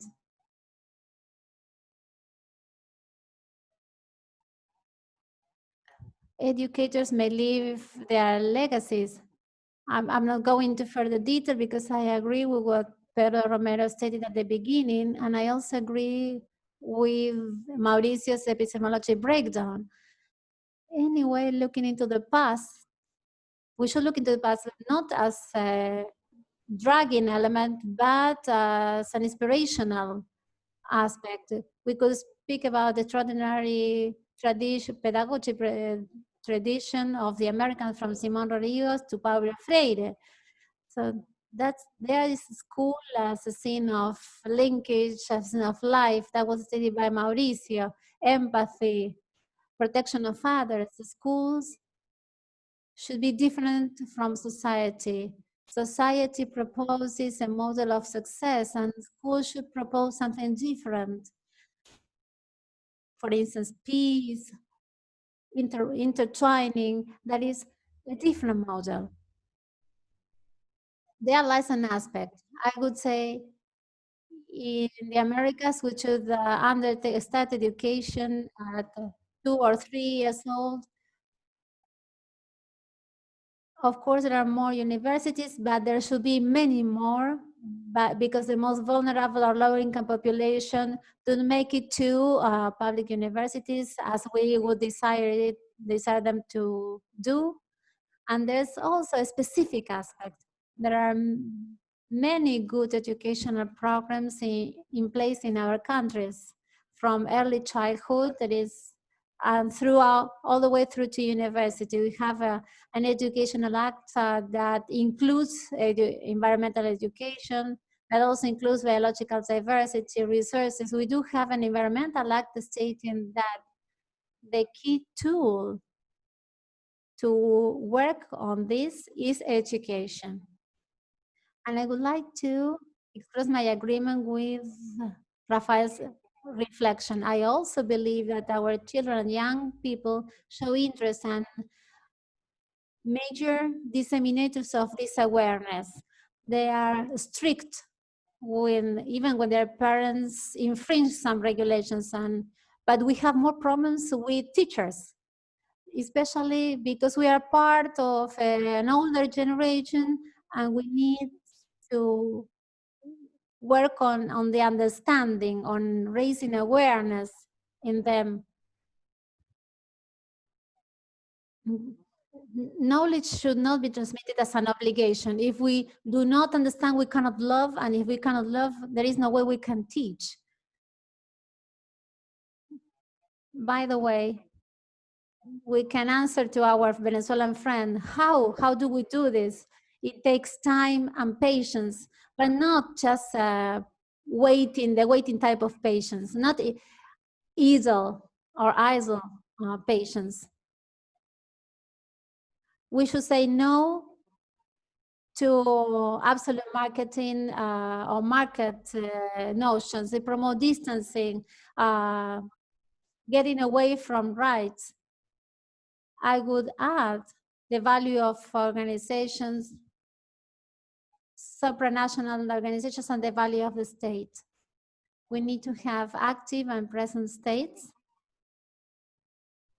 especially in the post-pandemic world. We all know that vulnerable groups will be even more vulnerable. They will be almost motionless. So I agree with the notion of solidarity and the urge to transformation. Allow me to be a bit skeptical in this. These things do not come out or come about naturally. We need to activate them. We need to foster them. There should be political work to promote them. I was discussing this with Louise. At schools, there should be a linkage to the right to embrace, the right to be listened to. In Argentina, there are areas that want to hurry in getting our children back to school. Let's listen to our children, to our young people. Let's take care of them. At this point, when we applaud medical staff or healthcare staff, we should also applaud our teachers because their work is absolutely necessary. Thank you very much. Thank you, Alberto. When you meet someone face to face, this would lead to a big round of applause that would be given by all the participants to all of you for your marvelous speeches. First, I would like to give the floor to Mauricio Lopez. He promised to be in the coming forums, and he's also our partner in the shadows when we work in this type of meetings. Mauricio, the floor is yours. Thank you very much, Louise. Let me take this opportunity to thank you for this space. You may.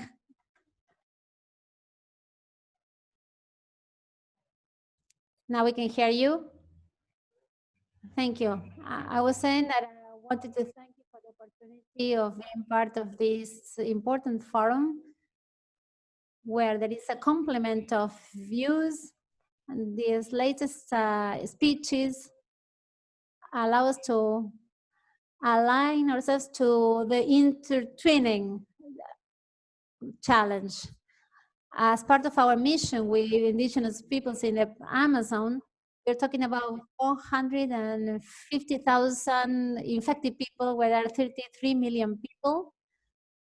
And there have been 15,000 deceased people. In the case of Brazil and Venezuela, we can't believe there are attitudes that have led to this situation. We need to see how to strengthen this option from the state, but also indigenous peoples. There are around 15,000 deceased people. and 1,000 deceased from different nationalities. Santiago Mawin died yesterday, the close head of the Repan, a wise person of the Guayuman Apps, and he lost the battle against COVID-19. Great wise men from the communities are dying. It's not just tragic because of their own death, but that leads to the death of many cultural aspects and features, and that has to do with our inability to embrace what is essential. The major protectors of forest, water, this invitation to epistemological breakdown calls us to honor our ancestors. Let me finish with a phrase from Kierkegaard. Life can only be understood if we look back. We need to keep looking and looking back, learning, understanding, and studying, but can only be lived if we look ahead. These dialogues may push us into that direction. Thank you very much for the opportunity. I'll stay for some more minutes, and then I apologize, but my bosses, one of them is somewhere here. I have interacted with many tasks, so thank you very much. Thank you, Mauricio. I will be reading 3 questions in a row for the speakers. They are open questions, some of them maybe for one of them, but it says this is the final part. We may pick up questions from the first part and from the second. What's the role of workers in claiming for training in the access to water as a human right? As a union movement and from La Fosse, we place the right of water in our constitution, but we are short of aspects related to the protection of resources and other aspects. While we reflect on this, I ask our team to reconnect Alberto Sileoni, please. Let's move into the other questions. Emilio Bocanegra. It's a question for Jennifer in this case. How to apply ethical principles of water, human dignity, solidarity, civil rights, sustainability, common welfare, and justice for the Sustainable Development Goals from the educational and research point of view? What strategy do you propose? Then there are highly technical questions that will be discussed during the following forums about governance. Sylvia Collins, for the president of the Arsenal Episcopal Conference, said that rights should also lead to duties. We talk about rights, but we should also talk about duties, related duties. What's the opinion of the speakers? And then a question for Alberto Sileone, one that we could all share. Don't you think that allowing the metropolitan area maybe may be supply of water with no limitation? Isn't this just a discriminatory situation? These are 3 complex questions. There is now time for answering these questions. The speakers may raise their hands physically or digitally. Pedro Barreto, the floor is yours. The microphone, Pedro.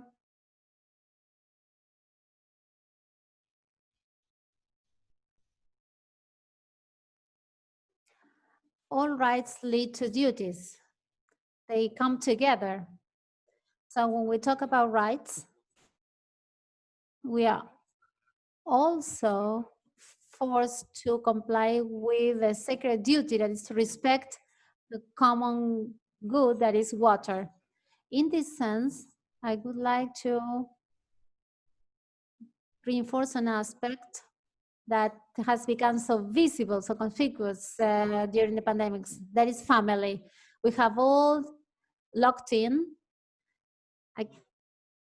When there is a mandatory lockdown, some have gone through it. For instance, in our case in Huancayo, we are still locked in. That's something important, the value of the family, to retrieve that environment that is the best school. Parents are the main and first educators of their children. They have the right to teach and educate their children, while at the same time, they have the duty to express their words into actions.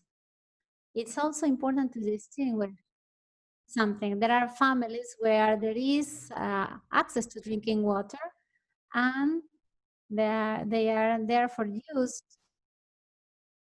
to it. And there's a danger there. Even though they have access to water, they may think of all those others who do not. And so here lies the social responsibility of those who do have it. Then families with no access to water should claim for their right to this element. Thank you very much for the speeches, because this is something we need to reflect upon. Pedro, Romero, the floor is yours.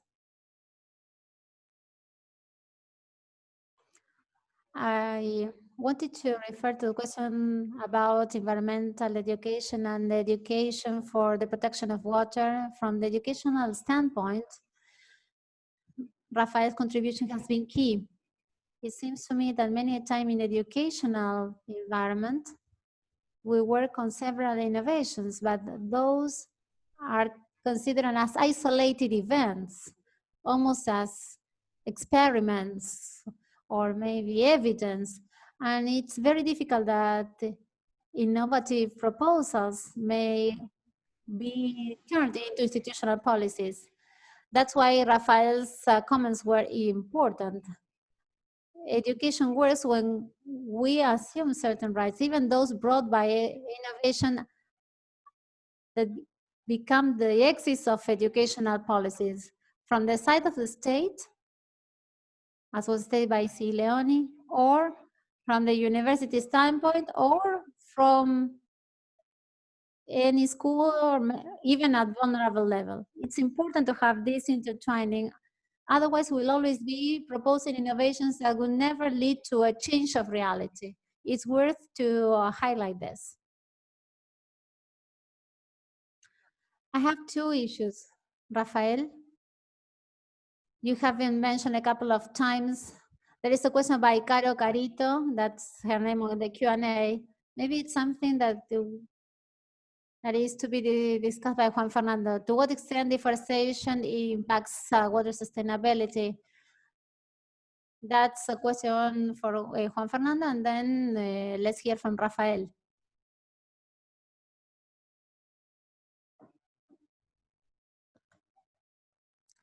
Thank you very much for the floor. What I presented is that we may come up with large theories, but if we do not instill it into concrete action at university level, the training system is just a set of theories and good intention and good ideas, that's all. Good ideas should become realized into practice, and this practice should have the convergence of all the stakeholders working at the university, that is the students, teachers, and technical administrative staff. If there is no intertwining, the university will still move forward, of course. Following the church, the Catholic Church is the oldest institution in the world. And it will go through COVID, ecology, and water, and university will be around. But there has come the time when our social responsibility is not just about the training of leading officers, but also the creation of a future. So we need to come up with actions based on a series of behaviors that may lead to results through applications. So we need to move into conversion systems. Thank you, Rafael. Before giving the floor to Juan Fernando, Let me read one more question, and then following, Juan Fernando will invite Jennifer for her view on this issue. Thank you for it, all you have said. Thank you very much. I'm a short-sighted, I should wear my glasses, at least myself. We should not leave aside the fact that part of inequalities are the result of the cohabitation between the political and business power, and they have all been educated in major universities. It was a proposal for education of new leaders, where the scientific, social, and political aspects may be integrated. This is a good question for the Notre Dame experience. Juan Fernando, and welcome Alberto, Silioni, then we move from Juan Fernando and then to Jennifer. Thank you very much, Louise, for your question. At the point of my speech, I will say that when you extract water for profit purposes, we affect people. Even if it was a heart attack, sooner or later, if we do not correct that, there will be an arrhythmia causing depletion, causing droughts. UN proposes that 80% of the water extracted from aquifers rivers is used for irrigation, and between 10 and 20 for the industry. So somehow with our consumption, we could mitigate that situation. But it would require education for change of habits in production and consumption. The use of chemicals in the agricultural industry, for instance, pollutes water and lands. A terrible case of that is southern Spain. There are ways out. If we have family farming and agroecology, we could generate different productive directions, but it requires commercial circuits that may connect producers to consumers under fair trade schemes or South-South cooperation schemes. Thank you, Juan Fernando. Before we open Jennifer's microphone, let me read two more questions asked by Raul, which I find interesting, and I would like to share with you. Raul, I just missed it, sorry. Raul was saying something about something for Alberto Silioni. Don't you think allowing the AMBA and the urban area to have an indiscriminated expansion with no planning from the side of the state makes it impossible to reach everyone with water and sanitation? Isn't Rite an ideology feeling? And then maybe the second question is to come up with a democracy. Governing is about creating jobs. So these are questions that lead us to think of a time for planning. Now let's give the floor to Jennifer. Thank you. I think the comments that I've heard today emphasize the need for education at a number of different levels. So education of citizens regarding basic sanitation, education of workers, education of administrators and leaders. And then what I talked about was education at the university level. And to go back to the question of how do we integrate into the system of higher education these priorities about clean water, it seems to me that there are two main points to be made. The first is you have to hire the right faculty. You have to hire people who are doing research on these topics. Not only will their own innovations be important, but research leads to teaching and the ability to engage students in the practical application of the research. And the second point is to be sure to include these topics in the curriculum to which students are exposed. So for example, at Notre Dame in the School of Global Affairs, we have a required course that is focused on integral human development. And to have that as an animating theme for a course, and then to use the Sustainable Development Goals as kind of the unifying principle of the course, really helps to orient students toward these questions of rights and responsibilities, and really kind of frames their education in those important senses. So I think that those would be two ways. Thank you.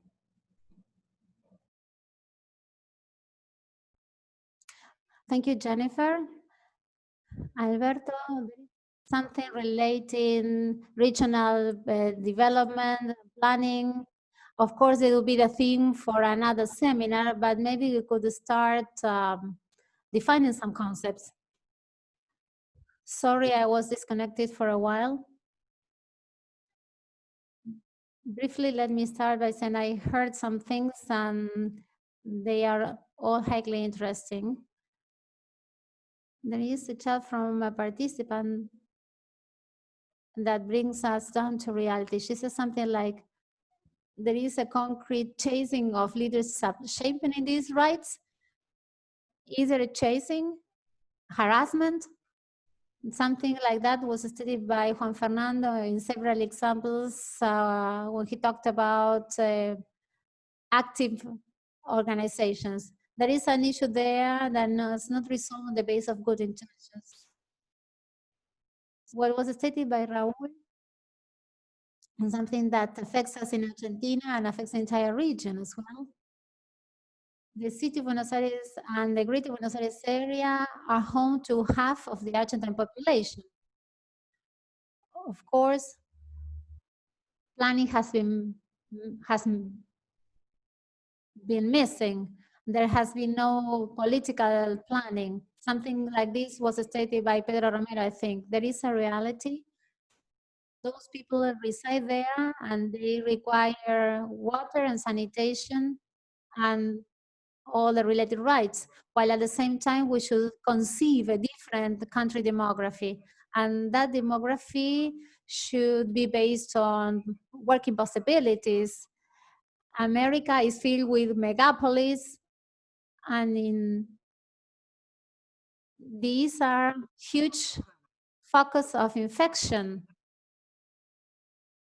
People travel to work and maybe they take 2 hours to commute from home to work in these megalopolis because they were far away from home. In Europe, it's absolutely different, as may be claimed by Rafael. There are very small cities, sustainable transportation or comfortable transportation. That will also be something that we need to reflect upon after the pandemics. Subhuman traveling conditions in our country and in other Latin American conditions will be perhaps the cause of future pandemics. So just to synthesize, a forward-looking plan to build a more friendly and sustainable demography, but the resolution of these concrete problems of essential rights for people already residing there is also something that we need to take care of. Thank you, Alberto. Let me also sustain about the chasing or harassment of leaders like Chico Mendes or Padre Jaraca. We also reminded Padre Ascona, the synod of the Amazon, if we don't go ourselves, they will be killed. Sister Ines claimed this, she was killed in Ecuador. Let me also mention something about harassment. What Patricia Gualinga told about the struggle of the Saracuy people in the Equatorian state when oil rigs were intended to be located in their region. These testimonials are just part of information that may be multiplied at exponential level when we look at the dispute between dehumanized capitalism that only intends to turn men into a commodity.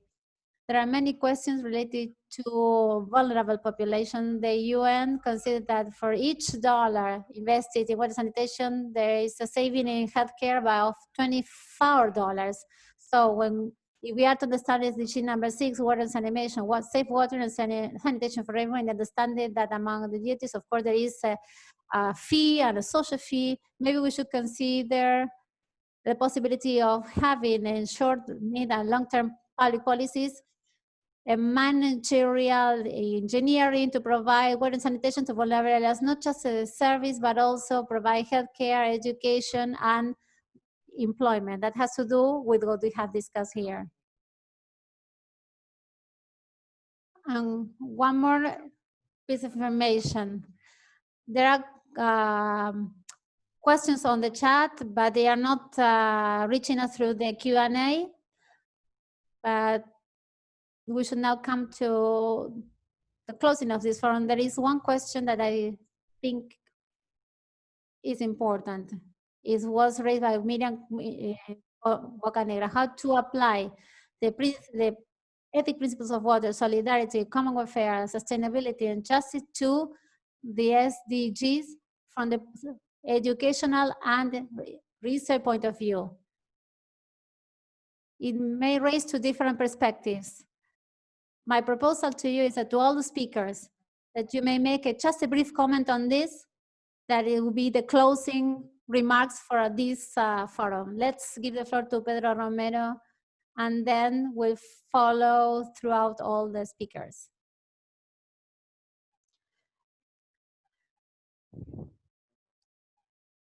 I think it is necessary to retrieve that ecological concept of education. I agree with Alberto Sileone in terms of the regions of Argentine education history and also Latin American education history. So it would be important to endeavor to make the distinction between memories and memory. Memories are always have to do with tourism, but memory is a mandate. So there is a mandate. All these issues should become a structural axis of education when we assume that is an emancipating mandate, that is that original emancipating value of education that we need to protect. Thank you, Pedro. Pedro Barreto, are you online? Otherwise, we'll give the floor to Juan Fernando.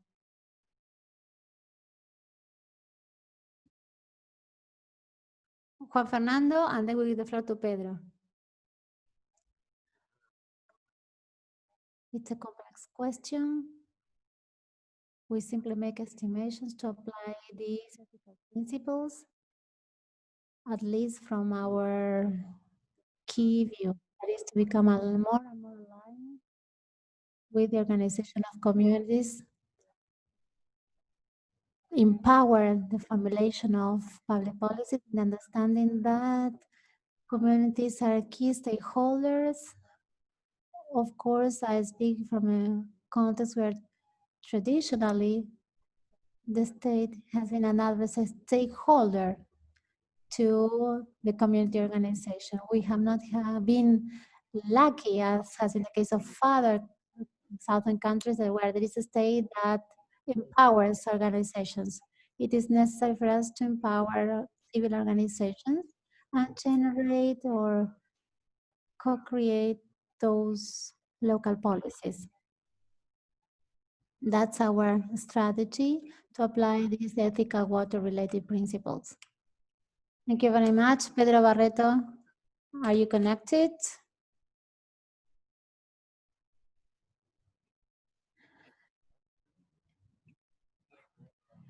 I am.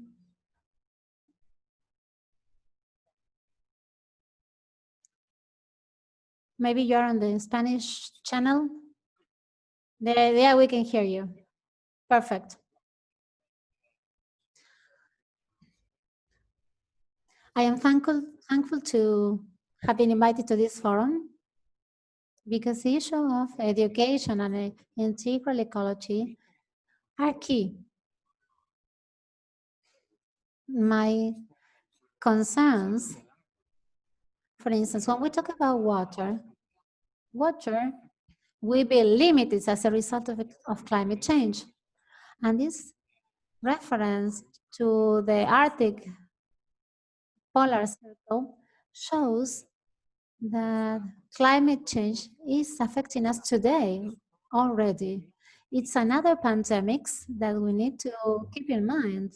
We may talk or elaborate further on education and integral ecology, but we are on us another problem for the growing children generation.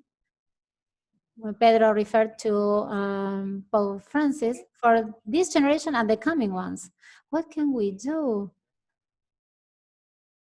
in order to struggle against this current struggle, or current scourge brought by the effects of climate change? Thank you very much, Pedro. We now give the floor to Rafael Lozano. In my speech, I pointed out to several strategies that the university may put in place to respond to this issue. Anyway, this is related to some of the topics discussed by Alberto. The relevance of the change of university education, that's the perspective I will be discussing at this moment, over the latest years. That is, growing from a place where we've trained leaders to train citizens, to train citizens.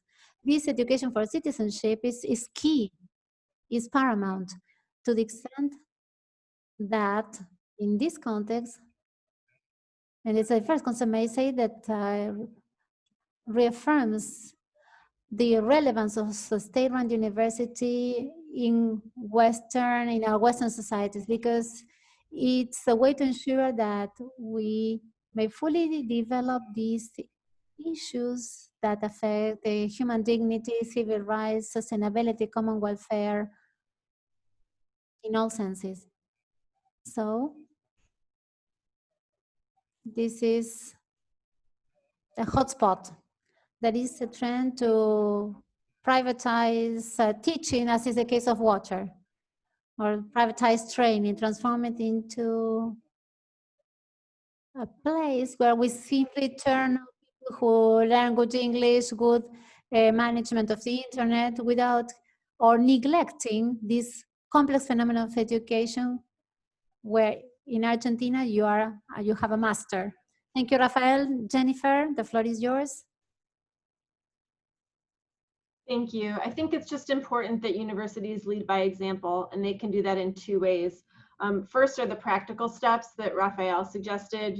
Just one small example of providing water bottles is an important thing for universities to model to their students.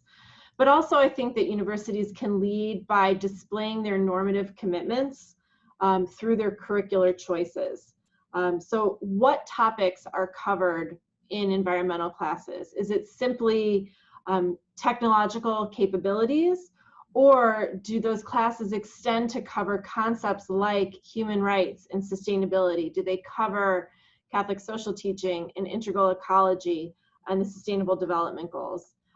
Just to repeat a quote from the final document of the Amazon Synod, which I think sums this all up, wrote, "We need to know and make clear where we stand, whose side we are on, what perspective we assume." And so I think that universities can lead by making those commitments clear every time they deal with these issues in their curriculum.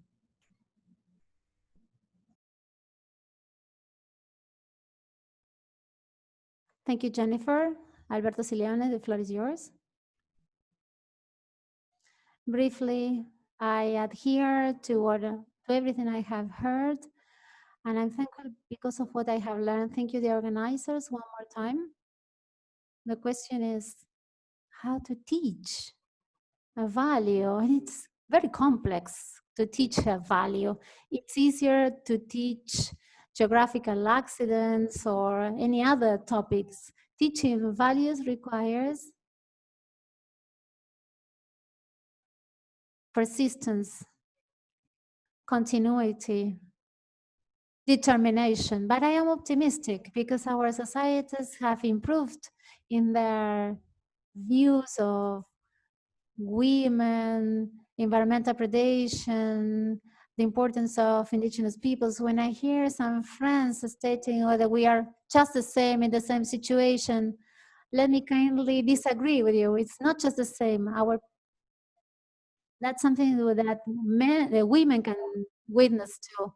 We are struggling And that will be an ongoing one. The result of that will not be seen by ourselves. That is part of human condition. The complexity that Rafael may not face, and we may face in our territories, that we have lots of essential rights that are unreachable. If it would only be one, it would be easier. But anyway, I'm optimistic because basically I see that there is a lot of work behind that, an active involvement, and the conceptualization of the problem that is the correct one. Let us hope we will succeed. I'm positive that we are on the right direction. Thank you very much, Alberto. Everything that we have heard and gone through today will be available for you to see in forosdelagua.com.org. I would like to mention the Catholic Movement for the Climate. You can subscribe on Movimiento Católico. I would like to thank Silvia Alonso not only for this contribution, but also for the enriching questions she has asked through the chat and the Q&A section. Eventually, let me thank our TAMs, our translator, those of you who are sending an acknowledgement to this task. It's not just about this team, but it's something shared, and be able to share this moment at this tough time. Pope Francis states that it's difficult, the challenge is to enriching the world with beauty in a world that needs it. Let us meet again on July the 15th in the Forum about Governance and Public Policy with Martin Hill, Secretary of Public Works of Argentina, Jose Luis Gil from Santander, Cantabria, Marcelo Sarisonorno from the Pontifical Catholic University, Jose Luis Dincheri, President of Otras AFODE, and Secretary General of Les Batos, Gregorio Mirabals from COICA, Ecuador, struggler for the rights of Instructive, Maria Tabela, and Diane Desierto. I think it would be very interesting in order to move forward on this path to see how we build from the right to water to right to hope. I wish we could all applaud. Have a good day. Thank you.